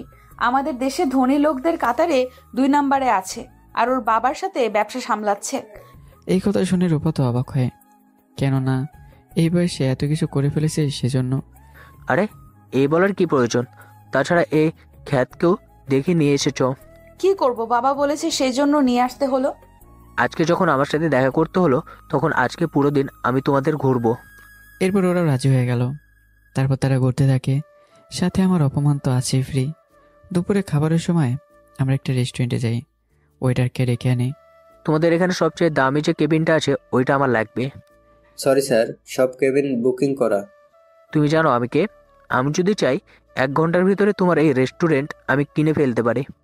আশ্চর্য, কেবিন খালি না থাকলে আমি কি করব? তোদের ম্যানেজারকে ডেকে নিয়ে আয়। দেখুন স্যার, উনি এখন ব্যস্ত আছে, আর আপনাদের যদি বসতে হয় ওখানেই বসতে হবে। কর্মচারীর কথা শুনে আবিরের মাথা গরম হয়ে যায়, সেজন্য সে লোকটার কলার চেপে ধরে। তোর সাহস তো কম না, তুই আমাকে মানা করছিস? ম্যানেজার সবটা দেখতে থাকে, তখন উনি কেবিন থেকে বের হয়ে এখানে আসে। ছেড়ে দিন ওকে। আপনি কে? আমি এই রেস্টুরেন্টের ম্যানেজার, আর আপনি এভাবে একজন ওয়েটারের এভাবে গলা চেপে ধরতে পারেন না। আমি কি পারি বা না পারি তা তোদের বলতে আসবো না। কি হয়েছে বলো তো আমাকে। কর্মচারী তারপর সবটা বলতে থাকে। সবটা শোনার পর, আপনারা আমার রেস্টুরেন্ট থেকে বের হয়ে যান। ওই ম্যানেজার, তোর সাহস তো কম না, তুই আমাকে বের হয়ে যেতে বলছিস? হ্যাঁ বলছি, কারণ আপনার মতো কাস্টমার আমাদের না হলেও চলবে। সবটা শোনার পর ম্যানেজার ওদের অপমান করতে থাকে। এতে আবিরের তো রাগ বাড়তেই থাকে। এরপর যখনই ওরা ওখান থেকে বেরোতে যাবে, তখনই ওখানে আমি চলে যাই, আমাকে দেখেই। স্যার আপনি এখানে? আমাকে বললে তো আমি নিজে এসে আপনাকে নিয়ে যেতাম। আমি ইশারায় ম্যানেজারকে চুপ থাকতে বললাম। এদিকে ওরা তো সবাই অবাক হয়ে যায়, কেননা এতক্ষণ যেখানে আবিরের মতো ছেলেকে পাত্তা দিল না, সেখানে আমাকে স্যার বলে ডাকছে সেজন্য। ওই ম্যানেজার, তোর কি মাথা ঠিক আছে? আমাকে অপমান করে তাড়িয়ে দিচ্ছিস, আর ওর মতো ভিখারিকে তুই স্যার বলছিস? আমি কাকে স্যার বলবো, অন্য কাউকে কি বলবো তা আপনার কাছ থেকে জানতে হবে না। তাছাড়া এখন যেতে পারেন আপনি। আকাশ স্যার, আপনি আসুন আমার সাথে, আমি নিজে আপনার খাবার সার্ভ করে দেব। তুই ম্যানেজার অনেকবার বেরছিস। 1 ঘন্টার ভিতরে আমি হোটেল কিনে নেব, তারপর তোকে এই হোটেল থেকে আমি কান ধরে বের করে দেব, কথাটা মনে রাখিস। চেষ্টা করে দেখুন এই হোটেল কিনতে পারেন কি না। আমি চুপচাপ দাঁড়িয়ে আছি, সাথে ম্যানেজারও। এরা আর রূপা কোনো কথা বলছে না, কেননা রূপা না জানলেও এরা ভালো করেই জানে আবির এখন ঝামেলা করেই ছাড়বে। এদিকে আবির কাকে যেন কল দিয়ে এই রেস্টুরেন্ট কেনার জন্য বলে। শোনো, আমি একটা ঠিকানা দিচ্ছি, ওই রেস্টুরেন্ট আমি 1 ঘন্টার মধ্যে কিনতে চাই। যত ডলার লাগে তবুও ওই হোটেল কিনে নাও। এই যে মিস্টার আবির, যতই যা খুশি করুন না কেন, এই হোটেল কেনার ক্ষমতা আপনার নেই। এই আবির চৌধুরীকে তুই চিনিস না? আমার একটা কলে এখানে কি কি হতে পারে তুই নিজেও জানিস না। আরে কি দরকার এত ঝামেলা করার? উনি যখন বলছে কেবিন নেই, তখন আর ঝামেলা করার কি দরকার? ওই তুই কে রে? আমাকে জ্ঞান দিতে আসবি না বলে দিলাম। আবিরের এমন কথাবার্তা আর তার আচরণে বাকি কাস্টমারগুলো ডিস্টার্ব হচ্ছে। গার্ড, ওনাকে বাইরে বের করে দাও। আর উনি যদি নিজের ইচ্ছেতে বের না হতে চায় তাহলে ধাক্কা দিয়ে বের করে দাও। এই কথাটা শুনে আবির তারও বেশি রেগে যায়। রাগের বশে বন্দুক বের করে ম্যানেজারের মাথায় ধরে। তোকে মেরে ফেলতে আমার 1 সেকেন্ডও ভাবতে হবে না। এদিকে এরা রূপা মিলে আবিরকে শান্ত করায়। একটা সময় আবির ম্যানেজারকে এখান থেকে চলে যেতে বলে। তারপর আমরা সবাই রেস্টুরেন্ট থেকে বের হয়ে যাই, কিন্তু আবিরের রাগ এখনো কমেনি। সেজন্য গাড়ি উল্টো পাল্টা চালিয়ে একটা গাড়ির সাথে অ্যাক্সিডেন্ট করে বসে। এতে ওই লোকটা বের হয়ে আবিরের কলার চেপে ধরে। ওই, চোখকে আকাশে রেখে গাড়ি চালাস নাকি? একে তো আবির রেগে আছে, দ্বিতীয়ত ওই লোকটার কথায় আবিরের আরও রাগ হয়। এতে করে আবির বন্দুক বের করে গুলি করতে যাবে। ওই লোকটার সাথে থাকা বাকিদের মধ্যে একজন গুলি করে আবিরকে। এতে গুলি এসে আবিরের বুকে লাগে, আর ওই লোকগুলো ওখান থেকে পালিয়ে যায়। এদিকে ইরা, রূপা আর আমি মিলে আবিরকে হসপিটালে নিয়ে যাই। যে হসপিটালে নিয়ে এসেছি এই হসপিটালটা আবিরদেরই। ডক্টর আবিরকে দেখে চিনতে পারে, আর সব কাজ ফেলে উনি আবিরের চিকিৎসা করতে থাকে। সাথে কিছু ডক্টরও ছিল। এদিকে ডক্টর কল দেয় আবিরের বাবাকে। স্যার, আমি আপনার হসপিটাল থেকে ডক্টর খন্দকারকে বলছি। হ্যাঁ বলো, কিছু হয়েছে হসপিটালের মধ্যে? স্যার আসলে কি হয়েছে বলবে তো? আবির স্যারকে কারা যেন গুলি করেছে, আর ওনাকে 2টা মেয়ে আর একটা ছেলে মিলে হসপিটালে নিয়ে এসেছে। কথাটা শুনে জাফর চৌধুরী তো অবাক হয়ে যায়, কেন আবিরের আশেপাশে সবসময় 20 জনের মতো সিকিউরিটি থাকে, আর ওরা থাকতে আবিরের এরকম অবস্থা হয়েছে, এটা ভেবে উনি অবাক। এখনই আসতেছি, আমার ছেলে যেন কোনো কিছু না হয়। চিন্তা করবেন না, আমি ওনাকে বাঁচিয়ে তুলবো। এদিকে ডক্টর চিকিৎসা করতে থাকে, অন্যদিকে জাফর চৌধুরী তো 30 জন সিকিউরিটি নিয়ে আসতে থাকে হসপিটালের দিকে। এইদিকে উনি হসপিটালে এসে ইরাকে দেখতে পায়। জাফর চৌধুরী ইরাকে চিনে, সেজন্য ওর সাথে আগে কথা বলে। এ কি ইরা, তুমি এখানে? নিয়ে এসো আবিরকে। জি আঙ্কেল, তবে চিন্তা করবেন না, আবির এখন ঠিক আছে, শুধু ঠিক হতে হতে 1 মাস সময় লাগবে। কি করে হলো এইসব? আসলে আঙ্কেল। ইরা, যা বলার স্পষ্ট করে বলো। ওর সাথে সিকিউরিটি গার্ড ছিল, ওরা নেই কেন? এরপর ইরা সবটা বলতে থাকে। সবটা শোনার পর জাফর সাহেব তো রেগে যায়, কিন্তু এরা রেস্টুরেন্টের কথা বলেনি, শুধু অল্প কিছু বলেছে যেন উনি বাকিটা ঠিক করে নেয়। এইদিকে একটু পর, ওরা কারা ছিল? আর যখন গুলি করেছিল তখন কি গাড়ির সামনে ছিল নাকি পিছনে ছিল? সামনেই ছিল। কিন্তু কেন আঙ্কেল? সিকিউরিটি। জি স্যার, বলুন। আবিরের গাড়িতে ভিডিও রেকর্ড হয়, কি করে হলো এইসব? তার সব আমি জানতে চাই। আর যারা এই কাজ করেছে তাদের সবাইকে আমি 1 ঘন্টার মধ্যে আমার সামনে দেখতে চাই। স্যার, আমরা আগেই ভিডিও চেক করে আপনাকে দেখাচ্ছি, তারপর আপনি যা বলবেন তাই করব। ঠিক আছে, তাড়াতাড়ি করো, আমার হাতে একদম সময় নেই। এরপর ওরা গাড়ি থেকে ভিডিও দেখতে থাকে, সাথে ভিডিও করেও নিয়ে এসে জাফর চৌধুরীকে দেখাতে থাকে। উনি তো রেগে যায়। এরা ওরাই কি ছিল? জি আঙ্কেল, এরা 5 জনই ছিল। ওদের আমি 1 ঘন্টার ভিতরে আমার সামনে দেখতে চাই, মৃত অথবা জীবিত অবস্থায়। চিন্তা করবেন না, 1 ঘন্টার আগেই নিয়ে আসবো। এদিকে আমি বসে আছি, জাফর চৌধুরী আমাকে দেখেও চিনতে পারেনি। উনি তো আবিরকে দেখার জন্য আইসিইউতে চলে যায়। এদিকে ইরা আমার সামনে এসে দাঁড়ায়। শান্তি হয়েছে তো এখন? আমি কি করলাম? তুই কিছু করিসনি বলে এখনো বেঁচে আছিস, নয়তো জাফর আঙ্কেল তোকে এখানেই মেরে ফেলতো, আর তোকে বাঁচানোর কারো সাধ্য থাকতো না। তাই এরা উনি কে? উনি হচ্ছে আমাদের জাফর চৌধুরী, আমাদের দেশে ধনির দিক দিয়ে 2 নম্বরে আছে। আর কি এরা? উনি এতটাই রাগী যা বলার বাহিরে। উনি যদি জানতে পারে আবিরের সাথে ওই রেস্টুরেন্টে ম্যানেজার ঝামেলা করেছে, তাহলে তো ওই রেস্টুরেন্ট তো উনি কিনে নিবে, সাথে ম্যানেজারের যে কি হাল হবে তাই আমি ভাবছি। কি বলিস, এতটা ডেঞ্জারাস উনি? তার বলতে, আর ওই ফৈন্নি আবিরের সাথে ঝামেলা করতে থাকে। সবই তো শুনলাম, তাই একটা কথা ভেবে দেখো, যদি উনি 2 নম্বরে হয়ে এতটা ক্ষমতা ওনার থাকতে পারে, তাহলে ভেবে দেখো তো যিনি 1 নম্বরে আছে ওনার কতটা ক্ষমতা থাকতে পারে। ওনাদের ক্ষমতা ওনাদের কাছে। আমি তো চিন্তায় আছি রেস্টুরেন্টের ব্যাপারে যেন না জানতে পারে। এদিকে জাফরের সিকিউরিটিগুলো 1 ঘন্টা শেষ হওয়ার আগেই ওই লোকগুলোকে ধরে নিয়ে আসে। স্যার, ওদের ধরে নিয়ে এসেছি। ওদের মুখটা আমাকে দেখাও। এরপর মুখ তো দেখানো হলো। ইরাকে জিজ্ঞাসা করে এই লোকগুলো ছিল কিনা। এরপর ইরা যখন হ্যাঁ বলে, তখন হসপিটালে সবার সামনেই ওদের গুলি করে মেরে ফেলে। যাই ইরা, রূপার আমি দেখতে পাই। ইরা রূপা তো ভয় পেয়ে যায়, কিন্তু আমি মোটেও ভয় পাইনি, কেননা এর চেয়ে বেশি বেশি আমি নিজেই করতাম। তবে সেসব বিষয়ে জানতে হলে আপনাদের গল্পের সাথে থাকতে হবে। ওদের মারা শেষে আমার ছেলের ক্ষতি করার যে চেষ্টা করবে তাকে আমি এইভাবেই মেরে ফেলবো। তারপর আমরা ওখান থেকে চলে আসি বাড়িতে। এসে নিজেদের মতো করে ফ্রেশ হয়ে নেই। আমি ফ্রেশ হতে যাই, তখন আমার নাম্বার একটা কল আসে। কল রিসিভ করতেই ফোনের ওপাশ থেকে কিছু একটা বলতে থাকে, তবে সেটা অন্য ভাষায়, যা এরা মোটেও বুঝতে পারেনি ওই লোকটা যে কি বলেছিল। ফ্রেশ হয়ে আসার পর কেউ একজন কল দিয়েছিল, কি বলল আমি তো ওদের কথার কোনো কিছুই বুঝতে পারিনি। আপনার বুঝে কাজ কি? আচ্ছা যাই হোক, ঘুমোতে হবে। আমি যখনই ঘুমোতে যাব তখন ইরার ভাবি এসে হাজির। ওনাকে দেখার পর, কি ব্যাপার ভাবি, আপনি এখানে কেন? এত তাড়াতাড়ি ঘুমালে কি হবে? এখন তো তেমন কোনো কাজ নেই। কি বলেছে কাজ নেই? প্লেট থেকে শুরু করে যেগুলো ময়লা হয়ে আছে সেগুলো এখন ধুয়ে রাখো। এগুলো তো সকালেও করতে পারবো। সকালে তো বলা যায় না, তুমি কোন জায়গা থেকে কোন দিকে চলে যাও, তখন তো সব আবার আমাকেই ধুতে হবে। তাই বলে এখন আমি এই কাজ করব? করবে। তাছাড়া ইরা, একদিন পরে তো আমার আর তোমার ভাইয়ের বিবাহ বার্ষিকী, তা এই বছর কি দিবে আমাদের? চিন্তা করো না ভাবি, আমি তোমাকে একটা ডায়মন্ডের নেকলেস দিব।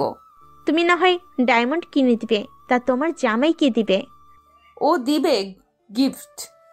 যার নিজের $1 রোজগার করার ক্ষমতা নেই সেই কিনা দিবে তোমাকে? সত্যি ভাবি হাসালে তুমি। চিন্তা করবেন না ভাবি, আমি সব নিয়ে আসবো।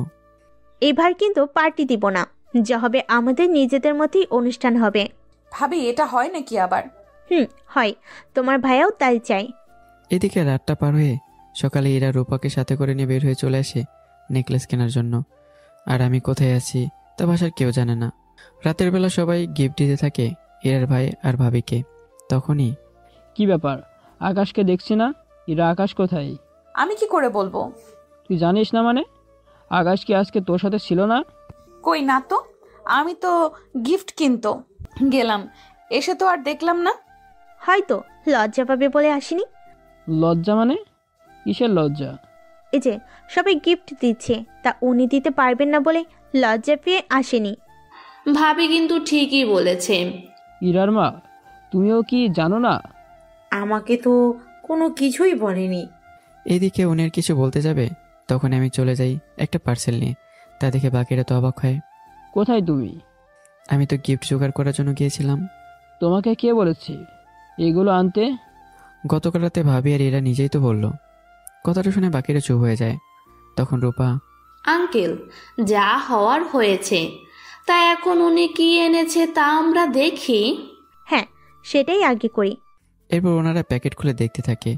প্যাকেটের ভিতর দেখে তো অবাক হয়ে যায়, কেননা এখানে একজোড়া কানের দুল আছে। ও, এগুলো আমার কেমন পরিচিত মনে হচ্ছে। পরিচিত কেন হবে? মনে পড়েছে, এই কানের দুল আমি যেখানে নেকলেস কিনেছিলাম ওইখানে দেখেছিলাম। এই নেকলেসের সাথে কানের দুল দুইটার দাম অনেক বেশি ছিল, কিন্তু ও কিভাবে সেটা আনলো? তোমার নিশ্চয়ই ভুল হচ্ছে ইরা। কোনো ভুল হচ্ছে না, রূপা তো নিজেও এটা দেখেছে। হ্যাঁ ভাবি, আমি নিজেও এটা দেখেছি। আচ্ছা, ও এটা চুরি করেনি তো? চুরি করা তো কখনো সম্ভব না, কেননা ওখান থেকে এগুলো চুরি করে আনা একদম সম্ভব না। আপনারা তখন থেকে কি শুরু করলেন? এটা তো নকল। আর আপনারা আসল ভেবে কত কি ভেবে রেখেছেন। আমরা তো ভুলে গিয়েছিলাম, যার $1 রোজগার করার ক্ষমতা নেই সে কিনা $1,000,000 কানের দুল দিবে।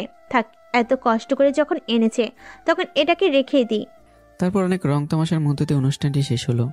রাতের বেলা ইরার ভাবি কানের দুলটা টেবিলে রেখে দেয় আর লাইট অফ করে। এরপর ঘুমিয়ে যায়। অন্ধকারে কানের দুল থেকে আলো বের হতে থাকে।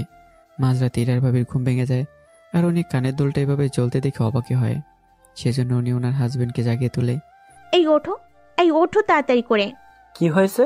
এত তাড়াতাড়ি করে জাগাচ্ছ কেন? তুমি উঠবে নাকি আমি পানি ঢালবো? কি হয়েছে বলো? সামনে তাকাও। ইরার ভাইও সামনে তাকে অবাক হয়ে যায় এরকম আলো দেখে। তাহলে ইরা যা বলেছে সেটাই কি সত্যি? সকালে আমরা এটা নিয়ে যাব ওই দোকানে, আর এটার ব্যাপারে কথা বলবো। আচ্ছা, তাই হবে। পরদিন সকালে ইরার ভাই আর ভাবি তৈরি হয়ে বেরিয়ে পড়ে ওই দোকানের উদ্দেশ্যে। ওনাদের একজন কর্মচারীকে কানের দুলটা দেখায়। আচ্ছা দেখেন তো, এই কানের দুলটা আসল নাকি নকল, একটু পরীক্ষা করে জানাবেন। যদি এই কানের দুলটা রাতের আধারে আলো তাহলে এটা আসল, আর যদি আলো না দেয় তাহলে এটা নকল। আর এটা আপনারা কোথায় পেলেন? কোথায় পেয়েছি মানে?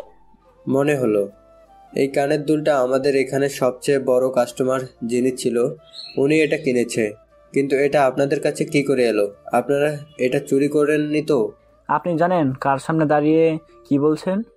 যার সামনেই হোক, এটা শুধুমাত্র 2 পিস এসেছে, আর ওটা গতকাল বিক্রি হয়েছে, আর আপনারা ওটা নিয়ে এসেছেন, তাহলে তো বোঝাই যায় আপনারা এটা চুরি করে এনেছেন। আপনার সাহস কি করে হয় আমাদের চোর বলার? যদি চোর না হন তাহলে এটা আপনাদের কাছে কি করে এলো? এটা তো আমাদের উপহার হিসাবে দিয়েছে। যিনি এটা আপনাদের উপহার দিয়েছে হয়তো উনি এটা চুরি করেছে। একটা কাজ করুন, ওনাকে কল দিয়ে এখানে আসতে বলুন। ঠিক আছে, বলতেছি। ততক্ষণে আমিও আমার স্যারকে এখানে আসার জন্য বলতেছি। তারপর ভাবি ইরাকে কল দিয়ে আমাকে নিয়ে আসতে বলে। এরা তো আমাকে নিয়ে চলে আসতে থাকে। ওইদিকে কর্মচারী ততক্ষণে ম্যানেজারকে এখানে আসার জন্য বলে দেয়। আর আমরা আসা মাত্রই, আকাশ, তুমি এটা কোথা থেকে চুরি করলে? আমি কখন কি চুরি করলাম? তুমি এই কানের দুলটা কোথা থেকে চুরি করে আনলে? আমি এটা নিজের ডলারে কিনেছি। আমি কেন চুরি করতে যাব? চুরি যদি না করে থাকিস তাহলে আমার ভাবি আর ভাইয়াকে ওনারা চোর কেন বলবে? তা আমি কি করে জানি? আমি তো এখানে কিনেছি, চুরি তো করিনি। তোর মতো ফকিন্নি এটা কিনবে? সত্যি করে বল, কোথা থেকে কিনেছিস? আমি চুরি করিনি। এদিকে কর্মচারী ওদের কাণ্ড দেখে বলে ওঠে, আপনারা কেউ যেতে পারবেন না যতক্ষণ না পর্যন্ত ম্যানেজার না আসবে। তোমার সাহস তো কম না? তুমি জানো তুমি কাদের কি বলতেছো? সে আপনারা যে হন না কেন, যা বলার ম্যানেজারকে বলবেন। বাকিরা তো অপমান হতে থাকে আমার এই কর্মকাণ্ডের জন্য। এজন্য সবাই আমাকে কথা শোনাতে থাকে, কিন্তু আমি কোনোভাবে বোঝাতে পারছি না যে আমি চুরি করিনি। এদিকে ম্যানেজার এতক্ষণে চলে আসে। কি ব্যাপার, এখানে এত ভিড় কেন? ওনারা এই কানের দুলটা চুরি করেছে, আর যিনি চুরি করেছে উনি এখানেই আছে। আগে আমি কানের দুলটা দেখি। এটা আপনারা কোথায় পেলেন? এটা তো আমার ননদের হাজবেন্ড আমাকে উপহার দিয়েছে বিবাহ বার্ষিকীতে। কই, উনি কি এসেছে? ওই তো বসে আছে। ম্যানেজার আমার সামনে এসে চমকে ওঠে, কেননা আমাকে দেখেই উনি চিনতে পারে। স্যার, আপনি এখানে? আমাকে বলতেন, আমি নিজেই আপনার বাসায় চলে আসতাম। আর তুমি বলতে চাইছো উনি দুলটা চুরি করছে? জি স্যার। তুমি কি জানো উনি কে? এখনই তোমরা সবাই ওনার পা ধরে ক্ষমা চাইবে। যদি উনি তোমাদের ক্ষমা করে দেয় তাহলে তোমাদের চাকরি থাকবে, নয়তো তোমাদের চাকরি এখানে শেষ। জি স্যার, এমনটা করবেন না। আমাকে বলে লাভ নেই, আকাশ স্যারের কাছে ক্ষমা চাও। এরপর আমার থেকে ক্ষমা চাইতে থাকে, আর আমি ওদের ক্ষমা করে দিই। এদিকে বাকিরা বুঝতে পারছে না যে ওরা কী করবে, কেননা এত বড় দোকানের ম্যানেজার আমাকে স্যার বলতে থাকে। এটা ভেবে ওরা অবাক হয়ে যায়। এরপর একে একে সবাই ক্ষমা চাইতে থাকে, আর বাকিরা দাঁড়িয়ে দেখতে থাকে। ওরা তো বুঝতেই পারছে না যে এখানে কি হচ্ছে। কিছুক্ষণ পর, স্যার, উনি কি আপনার বউ? কেন, কিছু কি হয়েছে? আসলে উনি একটা নেকলেস নিয়েছিলেন, আমি তো ভাবলাম। থাক, আর ভেবে কাজ নেই, আমি গেলাম এখন। তাছাড়া তোমার লোকদের বলে দেবে এরপর থেকে 11 পোশাক দেখে যেন তার ব্যক্তিত্ব যাচাই না করে। জি স্যার, আমি বলে দেব। স্যার, আপনাকে বাসায় পৌঁছে দেই, চলুন। তার প্রয়োজন হবে না, এই বলে আমি চলে যাই। আর যাওয়ার আগে ইশারায় বলে যাই যেন আমার পরিচয় কাউকে বলে না দেয়। কি ব্যাপার, আপনি ওকে স্যার কেন বলছেন? তা জেনে আপনার কি কাজ? আপনারা যে কাজে এসেছেন সে কাজ হয়ে গেলে এবার যেতে পারেন। আচ্ছা, আমাকে যে দোলটা দিল ওটার দাম কত হবে? আপনার তো ভাগ্য ভালো যে আপনার ননদ এরকম একজন লোককে বিয়ে করতে পেরেছে। তবে এতটুকু বলবো, এই কানের দুলটা বিক্রি করলে আপনি বাকি জীবন বসে বসে খেতে পারবেন। কি বললেন, এত দাম? জি, এতটাই দামি। আপনার জন্য উনি যে নেকলেস নিয়েছে ওই নেকলেসের 50 গুণ দাম হবে এই কানের দুলটার। কথাটা শুনেই ইরা এবার অবাক হয়, সাথে বাকিরাও। তবে এখানে রূপাও ছিল। রূপা তখন বলে, একটা কাজ করুন, সেম কানের দুল আমাকেও একটা দিন। সরি ম্যাম, এটা এক সেটেই ছিল। রূপা, তোর কি মাথা খারাপ হয়ে গেছে? কেন, কি হয়েছে? তুই কি জানিস এই কানের দুলটার দাম কত হবে? কত আর হবে, বড় জোর $4-5 হাজার। আরে না, ওনার কথা অনুযায়ী এটার দাম তো $30,000-50,000 হওয়ার কথা। ইরার কথা শুনে ওর ভাবি, ভাই আর রূপা তো অবাক হয়ে যায়। কি, এতগুলো ডলারও কোথায় পেল? নিশ্চয়ই বাবা ওকে দিয়েছে। হতে পারে, নয়তো ওর মতো একটা ফকিনের কাছে এতগুলো ডলার আসবে কি করে? আমি তো ভুলেই গিয়েছিলাম বাবার কথা। আচ্ছা, এখান থেকে আর লাভ নেই, মান সম্মান নিয়ে ফিরে যেতে পারছি, এটাই অনেক কিছু। ঠিক বলেছো ভাবি, চলো তাহলে এখন বাসায় ফিরে যাই। এরপর সবাই গাড়িতে বাকি কথা বলতে থাকে। আমি যখন বাসায় ফিরি রাতের বেলায়, তখন সবাই এক এক করে জিজ্ঞেস করতে থাকে। আর এদিকে ইরার বাবাও চলে আসে। সেজন্য সবাই ওনাকে বলে দেয় আমাকে যেন কোনোভাবে উনি সাহায্য না করে। এদিকে দেখতে দেখতে 5-6 দিন কেটে যায়। এই কয়েকদিনে ওরা আমাকে অপমানের উপর অপমান করতেই থাকে, যা ইরার বাবা জানে না। একদিন উনি বিকেলে বাসায় ফিরে, তখন আমাকে মেজে পরিষ্কার করতে দেখে উনি তো রেগে যায়। ইরার মা, বৌমা কোথায় তোমার? কি হয়েছে বাবা, আপনি এভাবে চিৎকার করছেন কেন? কিছু কি হয়েছে? বাড়িতে এতগুলো লোক থাকতে আকাশকে কেন মেজে পরিষ্কার করতে হচ্ছে? আসলে হয়েছে কি? কি হয়েছে তাড়াতাড়ি করে বলো। ইরা বলেছে এসব করার জন্য। ইরাকে এক্ষুনি এইখানে ডেকে আনো। জি বাবা, আনতেছি। এবার ইরাকে ডাকার জন্য ভাবি উপরে যায়, আর ইরা আর রূপাকে নিয়ে নিচে নামে। কি হয়েছে বাবা, তুমি এইভাবে চিৎকার কেন করছো? তোমার যে হার্টের সমস্যা সেটা কি ভুলে গেছো? আমি এইগুলো কি দেখছি? কি দেখতেছো? তা না বললে বুঝবো কি করে? এসব কি? কোন সব? এরপরে উনি ইশারা করে ইরাকে দেখায়। তা দেখে ও তো কাজ করতেছে। আমিও সেটাই জানতে চাই, ও কেন কাজ করতেছে? তোমাকে না বললাম, ও আমার কাবিনের ডলার পরিশোধ করতে না পারলে ওকে দিয়ে আমি এইভাবে কাজ করিয়ে এইভাবে সে ডলার পরিশোধ করবে। ও যে তোর স্বামী, তা কি ভুলে গেছিস তুই? স্বামী হয়েছে তো কি হয়েছে?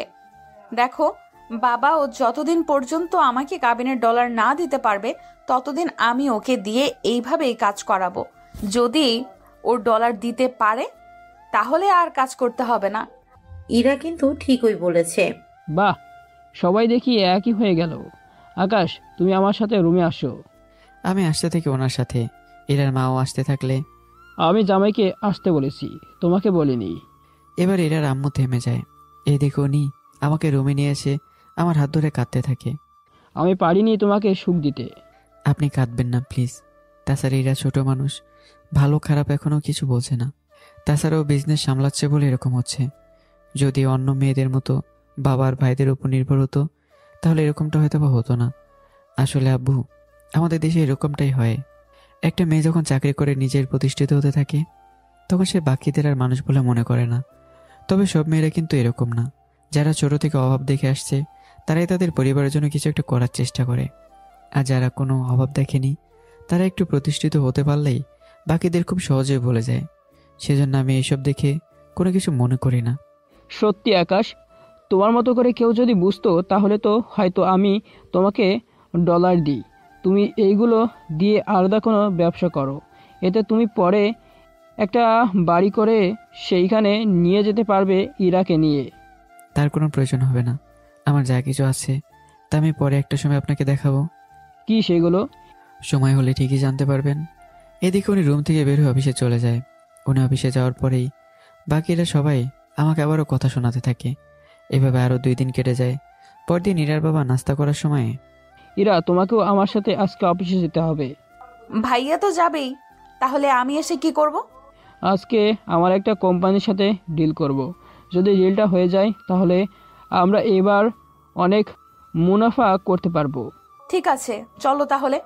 আকাশ আর রূপা, তোমরাও চলো আমাদের সাথে, তাহলে একসাথে অফিসেও দেখা হয়ে যাবে। এদিকে ওরাও যেতে থাকে। ওদের মতো আরও অনেকে এসেছে ডিল করার জন্য, কিন্তু এতজনের মধ্যে ইরার বাবা ডিল পাবে কিনা সেটা উনি বুঝতে পারছে না। বাবা, এতগুলোর লোকের মাঝে ডিল পাবো তো? আমার তো এটা নিয়ে টেনশন হচ্ছে। আরে টেনশন করার কিছু নেই। ভাইয়া কিন্তু ঠিক বলেছে। তাছাড়া আমরা ফাইলটা অনেক ভালোভাবেই তৈরি করেছি। আগে ফাইলটা জমা দিই, তারপর না হয় দেখা যাবে। তারপর ইরার ভাই ফাইল জমা দিতে যাবে। তখন আমি বললাম, আব্বু, আমি কি ফাইলটা একবার দেখতে পারি? ওই, তুই ফাইলের কি বুঝবি? সে কোনো কিছু নাই বুঝি, কিন্তু দেখতে তো পারি। তোকে কোনো কিছুই দেখতে হবে না। আকাশ যখন এত করে দেখতে চাইছে তখন দেখুক। তারপর আমি ফাইলগুলো দেখতে থাকি। দেখে বুঝতে পারি এখানে অনেক কিছু মিসিং আছে, আর এর জন্যই প্রজেক্টটা পাবে না। বাবা, এখানে তো অনেক কিছু মিসিং আছে, আর এই মিসিং থাকার কারণে তো আমরা প্রজেক্টটা পাবো না। ওই চুপ কর, উনি আসছে জ্ঞান দিতে আমাদের। তুই ফাইলের কি বুঝিস? যতটুকু বুঝি, তবে এতটুকু শেয়ার দিতে পারবো, এই প্রজেক্ট আপনারা পাবেন না। বাবা, ওর কথা শুনতে হবে না। এই বলে আমার হাত থেকে ফাইলগুলো নিয়ে জমা দিয়ে আসে। আর জমা দেওয়ার পরে ওখান থেকে জানানো হয় 3 ঘন্টা পর জানানো হবে যে কে এই প্রজেক্টটা পাবে। আব্বু, 3 ঘন্টা এখানে বসে না থেকে আমরা বাইরে এসে খাবার খেয়ে আসি। আপনারা যান, আমার কিছু কাজ আছে, সেই কাজগুলো শেষ করতে হবে। কি কাজ আকাশ? ভিক্ষা করা ছাড়া আর কি এমন কাজ থাকতে পারে ওর? আমরা যাব খাবার খেতে, আর ওর এখন কি এমন কাজ থাকতে পারে? মানুষের কাজ থাকতে পারে। এইদিকে আমি ওখান থেকে বের হয়ে আসি আর কর্মচারীর কাছে যাই, যারা এই প্রজেক্টগুলোর কাজ দেখে তাদের কাছে। ওদের বড় বস আমাকে দেখেই, আরে স্যার, আপনি এখানে? হ্যাঁ, আমি এখানে। তো এখানে এই ফাইলটা দেখো, অনেক জায়গায় ভুল আছে। আমি চাই তুমি ফাইলটার মধ্যে থাকা ভুলগুলো ঠিক করে নাও, তারপরে এই প্রজেক্টটা ওনাদেরই দেবে। আপনি যখন বলছেন তখন এই প্রজেক্ট ওনারাই পাবে, আপনি কোনো চিন্তা করবেন না। আমি তাহলে আসি এখন। ওখান থেকে চলে আসি। এদিকে এর বাবার কাছে এসেই, আর কোনো চিন্তা নেই, প্রজেক্ট আপনারাই পাবেন। সে আর বলতে, আমাদের থেকে ভালো প্রজেক্ট তৈরি করবে এরকম কেউ আছে নাকি? ইরা, তুই একদম ঠিক বলেছিস। আমরা যেভাবে প্রজেক্ট তৈরি করেছি তা অন্য কেউ চাইলেও পারবে না। ঠিক বলেছিস। আচ্ছা শোন, এই প্রজেক্টের কাজ হয়ে গেলে ইরা তুই আর রূপা আকাশকে নিয়ে লন্ডনে যাবি, তোর মামার বাসায়। ঠিক আছে। তারপর কয়েক ঘন্টা পরেই প্রজেক্ট দেওয়ার ব্যাপারে সবাইকে ডাকা হয়। তখন ওখানে একজন ব্যক্তি এসে, আমরা এই প্রজেক্ট মিস্টার রফিক চৌধুরীকে দিচ্ছি। কথাটা শুনে ইরা আর ওর বাবা ভাই সবাই খুশি হয়ে যায়। এরপর ওদের স্টেজে এনে ফাইল তুলে দেওয়া হয়। ওনারা ফাইল খুলে দেখে ভেতরে পুরোই চেঞ্জ করা, কেননা ওরা যেভাবে ফাইল রেডি করেছে এখানে তার পুরোই চেঞ্জ করা। কি ব্যাপার আব্বু, এখানে তো পুরোই চেঞ্জ করা সব কিছু। কই দেখি। উনিও কিছু কিছু জায়গায় চেঞ্জ দেখতে পায়। তখনই আকাশ তো বলেছিল ফাইলে অনেক ভুল আছে, আর যে যে জায়গায় ভুল আছে সেগুলো আমাকে বলেছে। ও যেভাবে বলেছে সব কিছুই দেখি সেভাবেই ঠিক করা হয়েছে। কি বলছো আব্বু? ও কি করে ফাইলের সম্পর্কে জানবে? তা আমি নিজেও জানি না, তবে যাই হোক, প্রজেক্ট তো আমরা পেয়েছি, এটাই হবে। সেটাও ঠিক। আচ্ছা চলো তাহলে এখন বাসায় যাই। আর একটু কাজ আছে, এই কাজটা শেষ করে তারপর আসতেছি। আমি আর ভাই তাহলে চলে যাচ্ছি। ঠিক আছে। এদিকে ওরা বাসায় এসে পুরো ব্যাপারটা ওর মা আর ভাবিকে বলতে থাকে। ওনারা তো শুনে অবাক হয়ে যায়। কি বলিস? ওই ছেলে এটা করলো কি করে? কিছুটা একটা রহস্য আছে ওই ছেলের মধ্যে। আমারও তো তাই মনে হয়। সে যাকে, দুদিন পর তো তোকে রূপার সাথে যেতে হবে লন্ডনে। তুই তাহলে কিভাবে কি করবি না করবি তা নিয়ে ভাবতে থাক। তারপর ইরার বাবা ফাইলের কন্ট্রাক্টে সাইন করতে এসে দেখে আমি বসে খাবার খাচ্ছি ওখানকার বড় স্যারের সাথে। এটা দেখি ইরার বাবা অবাক হয়ে যায়। এ কি আকাশ, তুমি এখানে ওনার সাথে বসে আছো আর খাবার খাচ্ছ? আমার সাথে খাবার খেতে ওনার সমস্যা কি?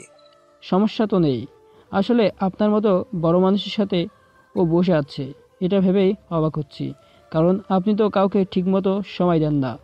তা আপনি কি জন্য এসেছেন তা বলুন। আমি তো ফাইলটা জমা দিতে এসেছি। ঠিক আছে, এবার যেতে পারেন। তারপর ইরার বাবা ওখান থেকে চলে যায়। অন্যদিকে আমি আর লোকটা কথা বলতে থাকি। কথা শেষ করেই আমি বাসায় চলে যাই। এদিকে সবাই আজকে আমার অনেক প্রশংসা করতে থাকে। একটু পর, তোমরা তো 2 দিন পরেই যাবে, তাহলে কিভাবে কি করবে তা ঠিক করে নাও। ওটা পরে ঠিক করে নেব।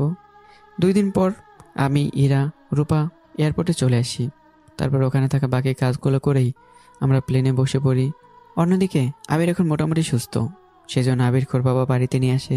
বাড়িতে আনার পরেই, বাবা তুমি ওই লোকদের খুঁজে পেয়েছো তো? আমি তো ওদের ওই দিন মেরেই ফেলেছি। ওদের বাঁচিয়ে রাখতে আমি নিজ হাতে ওদের মেরে ফেলতাম। তার আর দরকার নেই, ওরা সামান্য খুন আর চিন্তাই করে থাকে, ওদের তোকে মারতে হবে না। আর ও হোটেলের কি হলো? কোন হোটেল? ওই 6 রোডের মাথায় 10 তলা যে হোটেল আছে ওটার কথা বলতেছি। ওই হোটেলে আবার কি হয়েছে? ওই হোটেলে ঝামেলা করেই তো আমার এরকম অবস্থা হয়েছে।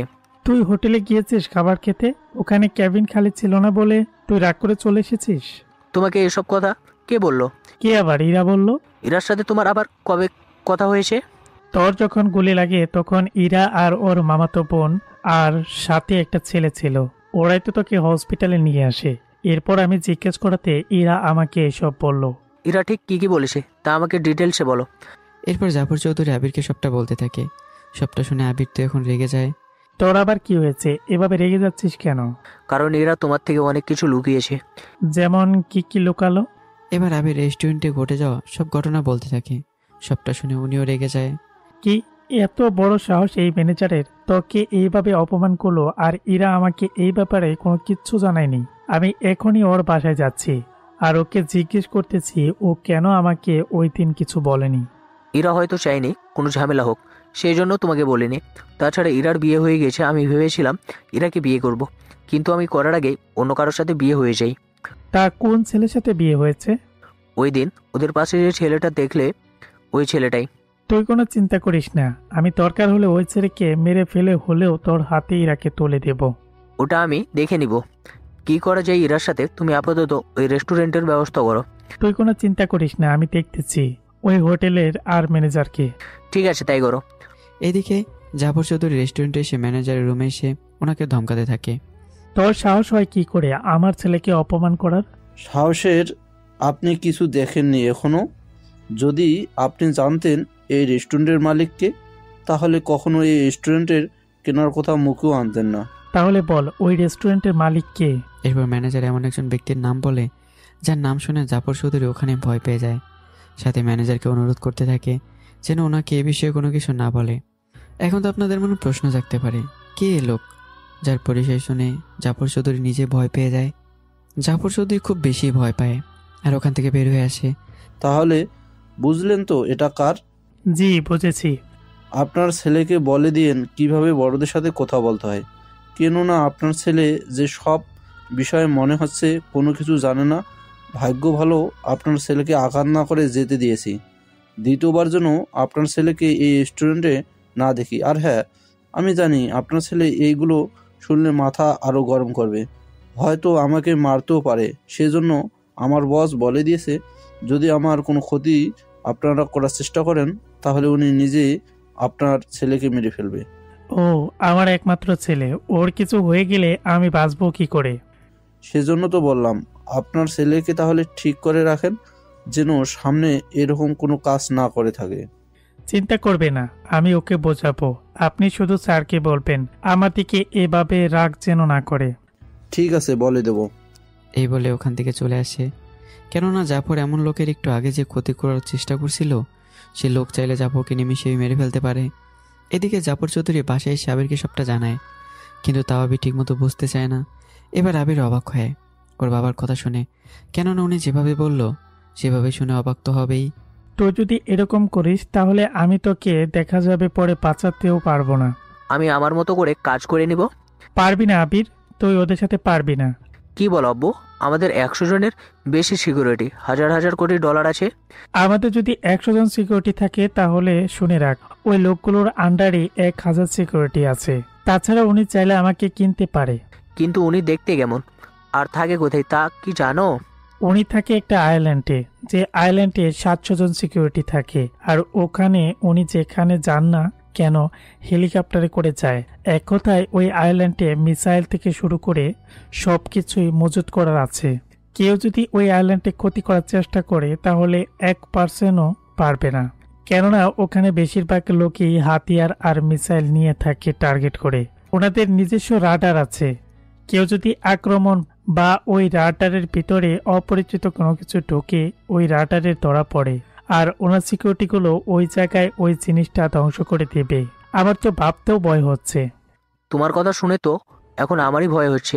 সেজন্য বলতেছি তুই আমার একমাত্র ছেলে, আমি তোকে হারাতে চাই না। আর তুই রেস্টুরেন্টে কখনো যাবি না। ঠিক আছে আব্বু, তাই হবে। এদের কাহিনী তো এদিকে গেল। এবার চলুন প্লেনে বসে আমরা কি করছি তা আপনাদেরকে বলি। এদিকে প্লেন যখন উপরে ওঠার জন্য তৈরি হয় তখন আমি ভয়ে ইরাকে জড়িয়ে ধরি। এতে রূপা অবাক হয়, সাথে ইরাও, কেননা আচমকে এভাবে জড়িয়ে ধরাতে একটু তো অবাক হবেই। কি হচ্ছে এগুলো? আমি কখন আগে উঠিনি তো, এই জন্য। ছাড়ো এবার, সবাই তাকিয়ে আছে আমাদের দিকে।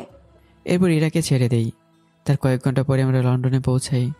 লন্ডন এয়ারপোর্ট থেকে বের হয়ে রূপাদের বাড়ির দিকে যেতে থাকি। তখন আমরা খাবার খাওয়ার জন্য রেস্টুরেন্টে ঢুকে পড়ি। তখন এই রেস্টুরেন্টের মালিক ওখানে উপস্থিত ছিল। উনি তো আমাকে দেখে প্রথমে চিনতে পারেনি, কিন্তু ভালো করে দেখার পরে চিনতে পারে। চেনার পর উনি আমার কাছে আসে। আপনি কি আকাশ স্যার? আরে না, আমি কোনো স্যার না। আপনার কোথাও ভুল হচ্ছে। উনি আপনাদের স্যার হতে যাবে কেন? তাছাড়া ও এই দেশে এই প্রথম এসেছে। আসলে ম্যাম, আমাদের স্যার দেখতে ওনার মতোই কিছুটা, কিন্তু আমি ওনাকে সরাসরি কখনো দেখিনি, শুধু ছবিতে দেখেছি। Sorry sir. ম্যাম, আপনাদের ডিস্টার্ব করার জন্য। আপনারা তাহলে খাবার খেয়ে নিন। লোকটা কি আজব। আচ্ছা দুলাভাই, উনি যখন আপনাকে স্যার ভেবে নিয়েছে তখন বিল না হয় আপনিই দিয়েন। রূপা, তোর কি মাথা ঠিক আছে? $1 দেওয়ার ক্ষমতা নেই, সেখানে কিনা ও দিবে খাবারের বিল? কি বলিস? তাহলে কি এখানে এসেও তোকে সবকিছু করতে হবে? কাউকে চিন্তা করতে হবে না, বিল আমি দেব। কি করে দিবেন শুনি? তা নিয়ে তোমাদের ভাবতে হবে না। তোমাদের যা ইচ্ছে হয় তা অর্ডার করে খেতে পারো। এরপর ওরা দুজনে আমার কথা মতো ইচ্ছে মতো খাবার অর্ডার দিতে থাকে। এদিকে আমি নিজেও খেতে থাকি। খাবার শেষ হলে আমি যখন উঠতে যাব তখনই, কি ব্যাপার, পালিয়ে যাচ্ছ নাকি? পালানোর ইচ্ছে আমার নেই, অপেক্ষা করতে থাকো, একটা না একটা ব্যবস্থা হবেই। এই বলে ম্যানেজারের কাছে যাই। ম্যানেজার ইরাদের সামনে এসে আমাকে সামনে এগিয়ে দিচ্ছে। আমার যাওয়া দেখে ইরার ওপর দুজনই চলে আসে। এরপর ওরাও চলে আসে। এদিকে কিছুক্ষণ পর চলে আসি বাসায়। এখানে ইরা, মামা মামি দুজনেই ছিল। ইরার মামা মামি ওনারাও কিন্তু অনেক বড় একজন বিজনেসম্যান। ইরা আর আমি যখন বাড়ির ভিতরে আসি তখন, বাহ, এই বাড়ি তো আমার শ্বশুর বাড়ির চেয়ে অনেক বেশি বড়। জীবনেও কি কখনো এত বড় বাড়ি দেখিসনি? দেখলে তো আর এই কথাটা বলতাম না। তোমরা ঝগড়া বন্ধ করে আর ভিতরে আসো। তারপর আমরা ভিতরে যাই। এদিকে ইরার মামা মামি বসে আছে ইরা আর ওর জামাইকে দেখার জন্য। একটু পর যখন আমাদের দেখে, ইরা তো দৌড়ে এসে ওর মামিকে জড়িয়ে ধরে আর ওর মামার সাথে কথা বলতে থাকে। কি ব্যাপার, তোরা একা এলি নাকি? কেন মা, কি হয়েছে? তোমাদের সাথে তো ইরার হাজবেন্ডও আসার কথা, তা সে কোথায়? সে তো বাহিরে আছে, বাড়িটা দেখতেছে। তা ওকে ভিতরে নিয়ে আয়। এদিকে ইরা ওর মামা মামির কথা রাখার জন্য আমাকে বাহির থেকে ভিতরে নিয়ে আসে। রূপার বাবা তো আমাকে দেখে অবাক হয়ে যায়। স্যার, আপনি এখানে? আমি তো বিশ্বাসই করতে পারছি না আপনার মতো একজন লোক আমার বাড়িতে আসবে থাকার জন্য। এর চেয়ে বেশি সৌভাগ্যের আমার জন্য আর কি হতে পারে? এদিকে ইরা আর রূপা, সাথে রূপার মা অবাক হয়ে তাকিয়ে আছে ওনাদের দিকে। কিরে রূপা, মামা কি পাগল হয়ে গেছে নাকি? তোর এমনটা কেন মনে হলো? দেখছিস না মামা আকাশের সাথে কিরকম কথা বলছে, তা দেখে? চুপ করে দাঁড়িয়ে থাক, আর কি হচ্ছে তা দেখতে থাক। রূপার বাবা তো আমার সাথে কথা বলতে থাকে। কথা বলার একটা পর্যায়ে, চলুন স্যার, আমি নিজেই আপনাকে রুমটা দেখিয়ে দিচ্ছি। আমি যত ইশারা করতে থাকি কিন্তু ওনার তো সেদিকে মোটেও খেয়াল নেই। সেজন্য এইভাবে বলবেন না, আপনার সাথে আমার কথা আছে। চলুন তাহলে উপরে এসে কথা বলি। জি স্যার, চলুন। রূপা, তুইও রুমে যা, আর ওদের বল তোদের লাগেজগুলো যেন রুমে নিয়ে যায়। তারপর রূপার বাবা আর আমি রুমে যাই। বাকি তিনজন তো বুঝতে পারছে না যে কি হচ্ছে সব কিছু। আমার পরিচয় এখনো কেউ জানে না, সেজন্য আমি চাই আপনি আগে আমাকে এই চেয়ার ডাকা বন্ধ করবেন। আমার পরিচয় যেন কেউ না জানে। আপনি এখন নিচে যাবেন আর যে করে হোক এই কথাগুলো ধামাচাপা দিবেন। আমি চাই না আমার পরিচয় এখন কেউ জেনে যাক। কিন্তু কি সেই কারণ, তা তো বলেন। আপনার বাড়িতে যখন আমি এসেছি তখন সবটা বুঝতে পারবেন। ঠিক আছে, তাই হবে। তারপর রূপার বাবা নিচে যায় আর বাকি সবাই প্রশ্ন করলে উনি কিছু কথা বলে সেটা ধামাচাপা দিয়ে দেয়।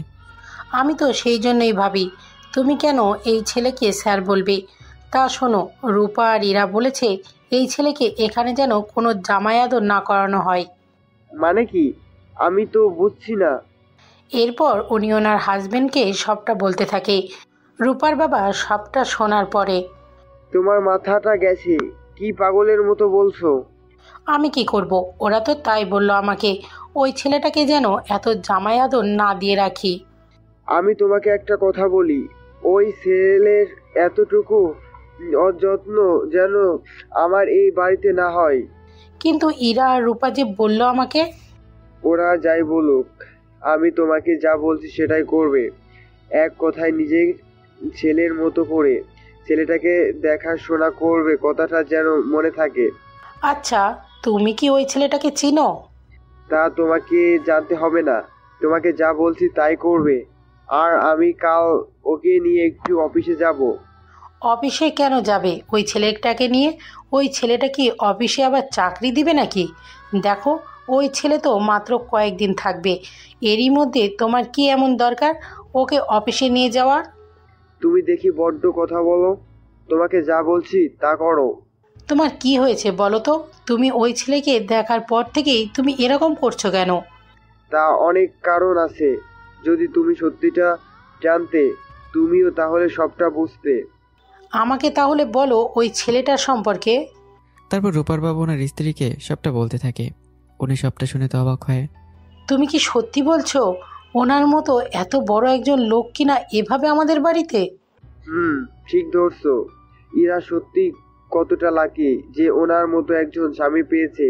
কিন্তু বুঝছি না, ইরা কোনো ওনাকে দেখতে পারছে না। তুমি কিন্তু এই কথাটা অন্য কাউকে বলতে যেও না, পরে কিন্তু ওনার উপরে ঝামেলা হতে পারে। তুমি কোনো চিন্তা করো না, আমি ওর ব্যাপারে কাউকে কিছুই বলবো না। পরের দিন রূপার মা আমার অনেক যত্ন করতে থাকে। এক কথায় বাসায় যে রূপার এরা আছে সেই কথা উনি মনে হয় ভুলেই গেছে। সেজন্য, মা মা তুমি এগুলো কি করতেছ? আমি কি করলাম? আমি যে এসেছি সেটা মনে হয় তুমি ভুলে গিয়েছো। ও আসার পর থেকে তুমি যেভাবে ওর দেখাশোনা করতেছো মনে হচ্ছে ও তোমার নিজের ছেলের থেকেও বেশি। তোরা তো এখন পুরনো হয়ে গেছিস, তাছাড়া ছেলেটা নতুন এসেছে, ওর তো দেখাশোনা করতেই হবে। ঠিক বলছো। তা আপনার যদি কোনো অসুবিধা হয় আমাকে জানাবেন, আমি নিজেই সবটা দিয়ে আপনার সেবা যত্ন করার চেষ্টা করব। অন্যদিকে রূপারীরা তো কোনো কিছু বুঝতে পারছে না কি হচ্ছে এখানে। এইদিকে নাস্তা করা শেষ হলে, আমার সাথে একটু অফিসে আসতে পারবেন? হ্যাঁ পারবো, তাছাড়া আমি তো ফিরে আসি, সেজন্য যাওয়াই যায়। রূপারীরা তোমরা যাবে নাকি? যাওয়া যায়, তাছাড়া ওটা তো আমাদেরই অফিস, আমি তো যেতেই পারি।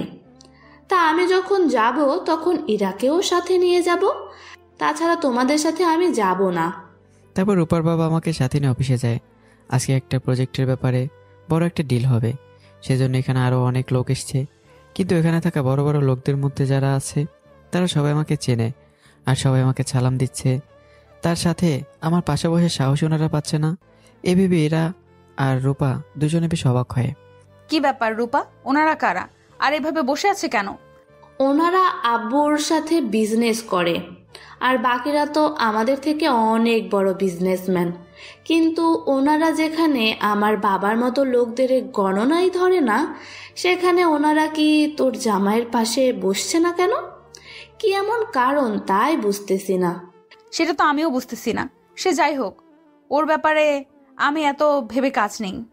এদিকে বাকিরা বসে কথা বলতে থাকে, তখন এই স্টেজে কিছু লোক করতে থাকে। ওরা নিজেদের চেয়ারে বসে পড়ে।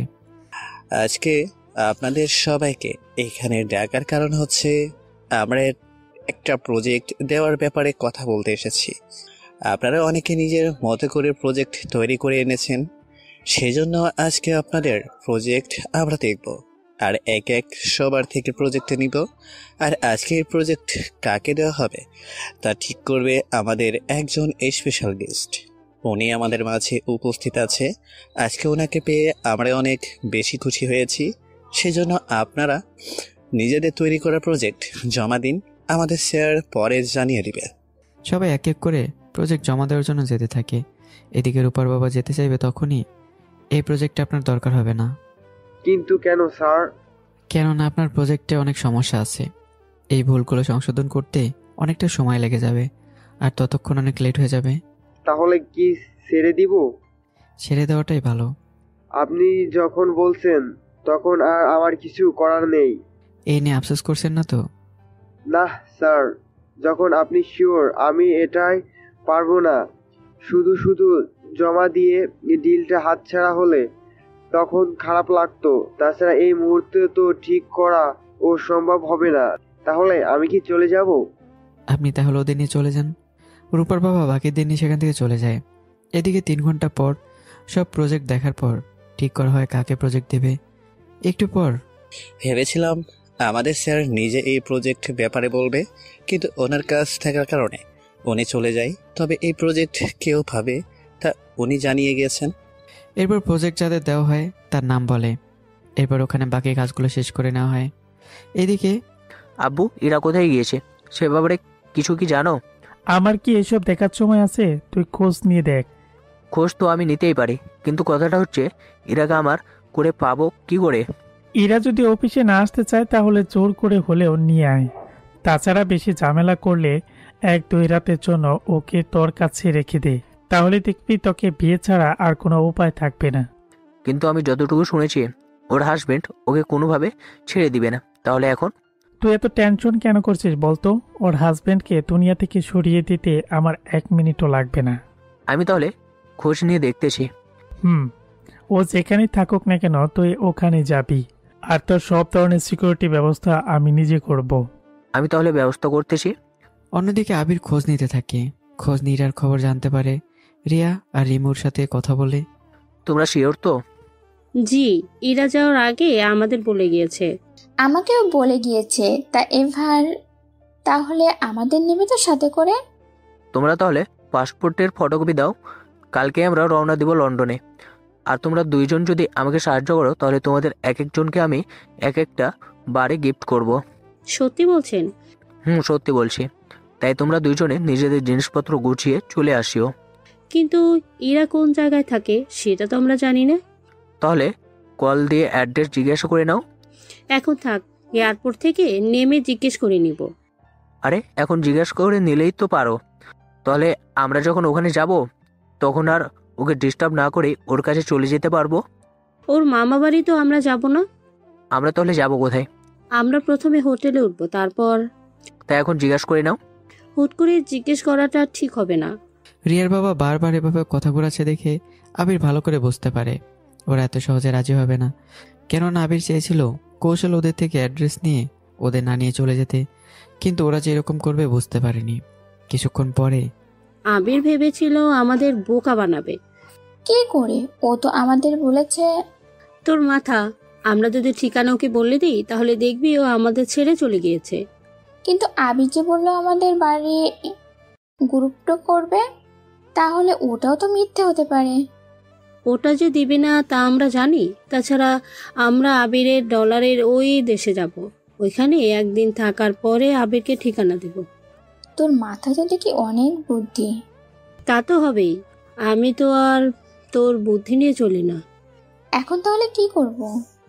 বাসায় এসে তোর ব্যাগ গুছিয়ে রাখ, তারপর আমরা আবার 3 বান্ধবী একসাথে যাব। আরে ওরা তো বন্ধু, তাছাড়া আবির ইরার কোনো ক্ষতি করতে যাবে? আচ্ছা, তোকে এত কিছু জানতে হবে না। তোকে যা যা বলেছি তুই সে অনুযায়ী কাজ করে যা, বাকিটা আমি সামলে নিব। ঠিক আছে বান্ধবী, তবে দেখিস পরে না আমাদের বিপদে পড়তে হয়। তুই এত ভয় কেন পাচ্ছিস?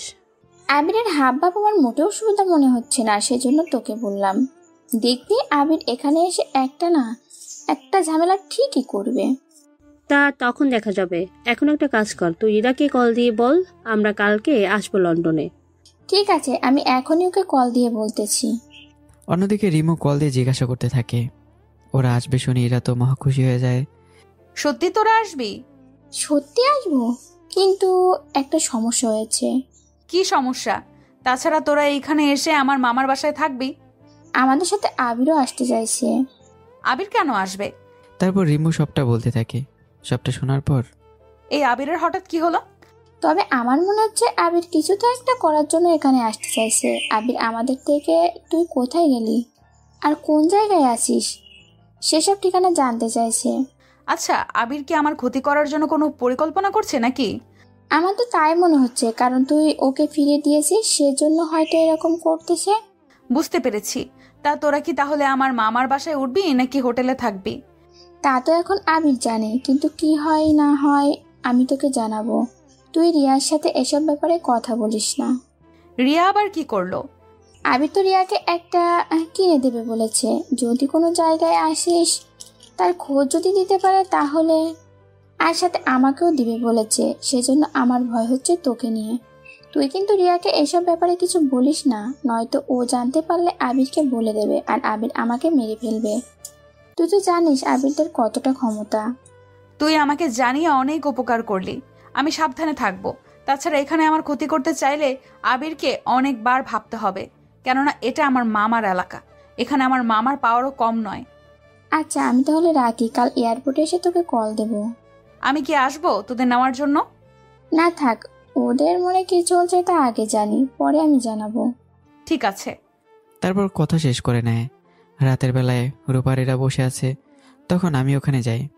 কি ব্যাপার, তুমি কি ঘুমাবে না? আমি ঘুমাবো, আবার নাই ঘুমাই, সেটা কি তোকে বলতে হবে? আমি রুমে গেলাম ঘুমোতে। তারপর আমি চলে আসি। অন্যদিকে এরা আজকে ভাবতে থাকে রিমোর বলা কথাগুলো শুনে। আচ্ছা, আবির আমার ক্ষতি না করলেও পারতে, আকাশের ক্ষতি তো করতে পারবে। আর আকাশ আমার স্বামী, যদিও আমি ওকে মানি না, কিন্তু ও যদি মারা যায় তাহলে তো সমাজে আমাকে বিধবা মেয়ে হিসেবে চিনবে, আর ওর জন্য আমাকে তো সব নিয়ম মেনে চলতে হবে। তাহলে এখন কি করি আমি? আকাশকে কি সবটা জানাবো?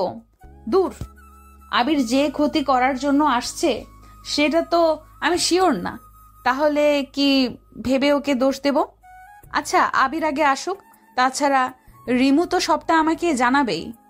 কি রে ইরা, তুই মনে মনে কি এমন ভাবছিস? ভাবছি তো অনেক কিছু, তা তুই বুঝবি না। তাহলে যে বুঝবে তাকে একটু বুঝিয়ে দিয়ায়। মানে কি বলতে চাইছিস তুই? বলতো। এই যে দুলাভাই রুমে একা একা, বেচারাকে একটু সঙ্গ দিতে পারিস? তোর এত শখ হলে তুই গিয়ে দে। তাহলে সত্যিই যাই। যা, তোকে না করছে কে? রূপা যেতে থাকলে এরা কি যেন ভেবে রূপাকে আটকে দিয়ে নিজে বের হয়ে আসে। তা দেখে রূপা তো মিটমিট করে হাসতে থাকে। কিছুক্ষণ পর এরা এসে আমার পাশে শুয়ে পড়ে। আসলে আমি যে বিছানায় শুয়ে আছি এরা তা খেয়াল করিনি, কেননা রুম অন্ধকার ছিল। তবে হালকা কিছুটা চাঁদের আলো ছিল বলে বিছানায় শুয়ে পড়ে। সকালবেলা ঘুম থেকে উঠে এরা দেখতে পায় আমি ওর উপরে শুয়ে আছি। তা দেখে এরা চিৎকার করতে যাবে, তখনই কি ব্যাপার, ওর সাহস তো কম না? একে তো বিছানায় ঘুমিয়েছে আমাকে না বলেই, তার উপর আমার সাইডে এসে আমাকে এইভাবে জড়িয়ে ধরে আছে। এরপর এরা ভালো করে তাকিয়ে দেখে এরা যে সাইডে ঘুমিয়েছে সে সেই সাইডে নেই, উল্টো হয়ে নিজে আমার সাইডে চলে এসছে। হায় আল্লাহ, আমার সর্বনাশ আমি নিজেই ডেকে এনেছি। এখন কি হবে? ওর না উঠলে তো আমি নিজেকে ছাড়িয়ে নিতে পারবো না। এভাবে এরা না চাইতেও শুয়ে থাকে। সকাল 8টা বেজে যায়, তবু আমি নামছি না। রূপা আসে ইরাকে ডাকার জন্য। রূপা রুমে এসে এইসব দেখে তো অবাক হয়ে যায়। সরি, আমি মনে হয় ভুল সময় চলে এসেছি। তোমরা তোমাদের কাজ করো, আমি চললাম। রূপা চলে যেতে চাইবে তখন এরা ডাক দেয়, কিন্তু কাজ হয়নি, কেননা তার আগে রূপা চলে গেছে। একটু পর আমি ছেড়ে দিলে এরা তাড়াতাড়ি করে ওয়াশরুমে চলে আসে আর শরীরে কোনো চিহ্ন আছে কিনা তা চেক করতে থাকে। কি কি চিহ্ন চেক করতে থাকে তা অনেকে বুঝতে পেরেছে, আবার অনেকে বুঝতে পারেনি। যারা বুঝতে পারেননি তাদের নতুন করে আর বোঝাতে চায় না। কিছুক্ষণ চেক করে এরা কিছু চিহ্ন খুঁজে পায়। তা দেখে এরা তো নিজের কপাল নিজেই চাপড়াতে থাকে। উফ, কেন যে এই ভুলটা আমি করতে গেলাম? যদি এরকমটা না করতাম তাহলে তো আজকে এত বড় সর্বনাশ হতো না আমার। বজ্জারটা এমন জায়গায় দাগ করেছে, এটা যে ঢেকে রাখবো তাও তো সম্ভব হবে না। তারপর সে গোসল শেষ করে বের হয়ে আসে। আর রাতে কি হয়েছে আমার সাথে তা মনে নেই। তাছাড়া আমার কাজ আছে, সেজন্য আমি বেরিয়ে যাবো কিছুক্ষণ পর। তাই গোসল করে বেরিয়ে যেতে চাইলে এরা বলে ওঠে, মামা আমি কোথাও গিয়ে ঘুরে আসি। বেশ তো, যা, গাড়ি তো আসেই আমাদের, ওখান থেকে নিয়ে যা, সাথে আকাশকেও নিয়ে যাও। মামা, যার নিজের $1 কামানোর ক্ষমতা নেই তার অন্যের গাড়িতে চড়ার কোনো অধিকার নেই। যদি এতই ছাড়ার ইচ্ছা থাকে তাকে বলো নিজে গাড়ি কিনে সেই গাড়িতে চড়ার জন্য। ঠিক আছে, 1 ঘন্টা অপেক্ষা করো, আমি গাড়ি নিয়ে আসছি। কারোর থেকে চুরি করে আনবে নাকি? এতই সন্দেহ থাকলে চলো আমার সাথে, তাহলে বুঝতে পারবে কোথা থেকে আনবো গাড়ি। ঠিক আছে চলো, আমিও তো দেখি কোথা থেকে আনবি তুই। ঠিক আছে চলো। তা আমিও কি আসতে পারি আপনাদের সাথে? হ্যাঁ, আসতে পারেন। অন্যদিকে আবির, রিমু আর রিফাকে নিয়ে আসতে থাকে। তখন আবির অনেকবার জিজ্ঞাসা করতে থাকে, রিফা অনেক কথাই বলতে থাকে, কিন্তু রিমু কোনো কথা বলছে না।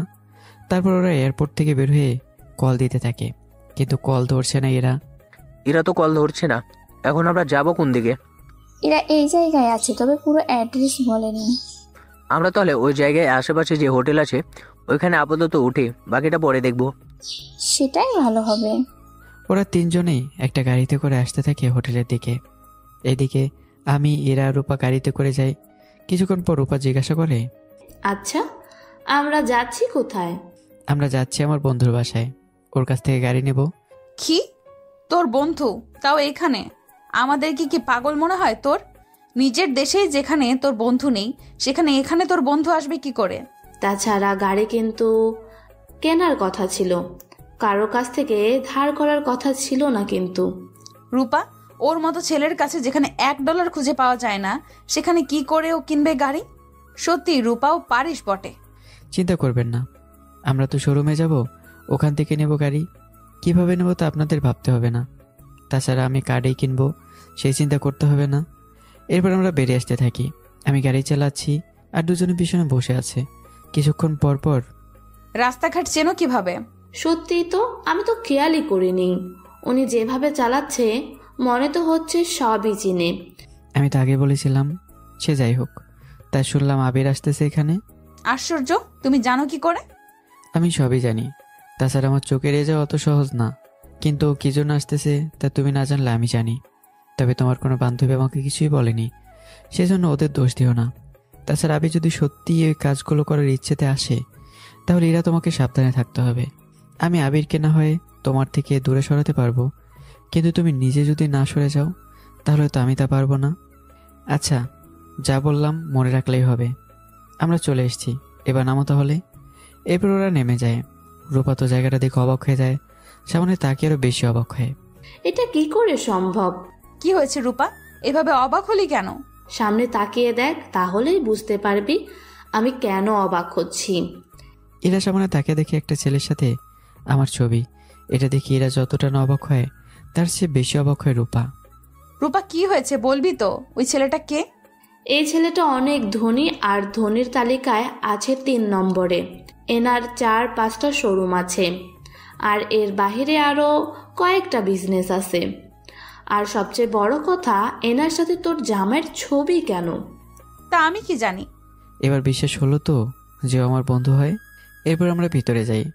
ওখানে সরাসরি রাশেদের রুমের সামনে এসে আমি আমার ফিঙ্গার দিলে দরজা খুলে যায়। তারপর আমরা ভিতরে যাই। এইদিকে রাশেদ আমাকে দেখে জড়িয়ে ধরে, কেননা 4-5 মাস পর আমাদের দেখা হলো সেজন্য। কেমন আছিস তুই? এত মাস পর আমার কথা মনে পড়লো তোর? এই তো আছি ভালো, তুই কেমন আছিস? তুই তো জানিস আমি কতটা ব্যস্ত থাকি। কতটা যে ব্যস্ত থাকে তা তো জানি আমরা। তা এনাদের তো চিনলাম না, এরা কি তোর সাথে এসেছে? পরিচয় করে দিই, এটা হচ্ছে তোর একমাত্র ভাবি, মানে আমার বউ। আর এটা হচ্ছে ওর মামাতো বোন রূপা। কেমন আছেন? ভাবতেই পারিনি আমি কখনো আপনার সাথে আমার দেখা হবে। তা আপনাকে তো চিনলাম না আমি। আমি রফিক চৌধুরীর মেয়ে। তুমি রফিক আঙ্কেলের মেয়ে? আসলে চিনতে পারিনি তোমাকে। কোনো ব্যাপার না, আপনার মতো একজন মানুষ আমাকে না চেনাই স্বাভাবিক। তোদের আলাপ শেষ হলে এবার আমি কিছু কথা বলি। কিছু কথা কি? তুমি আমার বাসায় থাকবে কি আজকে থেকে? না বন্ধু, ওদের বাসায় উঠেছি, তাছাড়া তোর বাসায় অবশ্যই বেড়াতে আসবো আমি। যেদিন আসবি আমাকে বলে আসবি, তাহলে আমি পুরো দিন বাসা থাকবো। কারণ আর তো কেউ নেই, সবাই তো জানিস। আচ্ছা এখন বল, কি দরকারে এসেছিস? আমার একটা গাড়ি লাগবে। আমি তো আছি, তোর জন্য সবচেয়ে বেস্ট গাড়িতে আমি দিচ্ছি। তা কত ডলার খরচ পড়বে? আরে ভাবি, ও গাড়ি নিবে, সেই গাড়ি ডলার আমি রাখবো, তা কি করে হয়? দেখুন, বন্ধু বান্ধব পর্যন্ত থাক, আর ব্যবসায় সেটা এনে কাজ নেই। আমার যা কিছু আছে সবই তোর। ওর থেকে ডলার চাওয়া মানে নিজের কপালে নিজে কুড়াল মারা। তাহলে আপনি ডলার নিবেন না, তাই তো? জি না ভাবি। তাও এখন একটা গাড়ি চাইলো, এরপর আরো কয়েকটা চাইবে, তখন কি করবেন? ও যদি বলে আমার যা কিছু আছে সবকিছু ওকে লিখে দেওয়ার জন্য আমি রাজি আছি।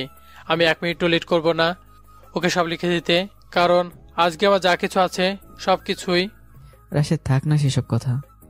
তাহলে দোলা ভাই ওনাকে বলুন আমাকে একটা গাড়ি দেওয়ার জন্য। ঠিক আছে, নিয়ে যান আপনি একটা গাড়ি। এরপর আমরা আড্ডা দিতে থাকি, ততক্ষণে আমাদের জন্য গাড়ি রেডি করে ফেলে। এরপর রাশেদের থেকে বিদায় নিয়ে আমরা গাড়ি নিয়ে বেরিয়ে পড়ি। বাবা, তোমার সব বন্ধু দেখি প্রতিষ্ঠিত, কিন্তু ইনি একজন যার $1 খরচ করার মতো কোনো মুরত নেই। একটা সময় দেখবে তোমার এই কথাগুলো বলা নিয়ে আফসোস করতে হবে। তা আবির কিন্তু হোটেলে উঠেছে, তবে একটা কথা, আবিরের সাথে কিন্তু বেশি মিশতে যেও না, আর নাই ওর সাথে একা একা কোথায় যাওয়ার চিন্তা করবে। এদিকে আমার কথাগুলো আর রিমুর কথাগুলো ইরাকে ভাবাতে থাকে, কেননা রিমু যে কথাগুলো বলেছে তা আমার বলা কথাগুলোর সাথে কিছুটা মিলে যাচ্ছে। তারপর আমরা সারাদিন গাড়ি নিয়ে ঘুরতে থাকি। অন্যদিকে রিয়া আর রিমু, তোমরা দুইজনে একটা রুমে থাকো আর আমি একটা রুমে। তোমরা দুইজন তাহলে ইরার কোন জায়গায় থাকে সবটা জেনে আমাকে জানাও।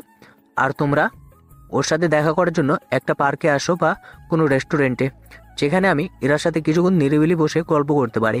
কিন্তু ইরা স্বামী যদি ঝামেলা করে? আরে তোমরা শুধু ইরাকে আসতে বলবে, তাহলেই তো হয়।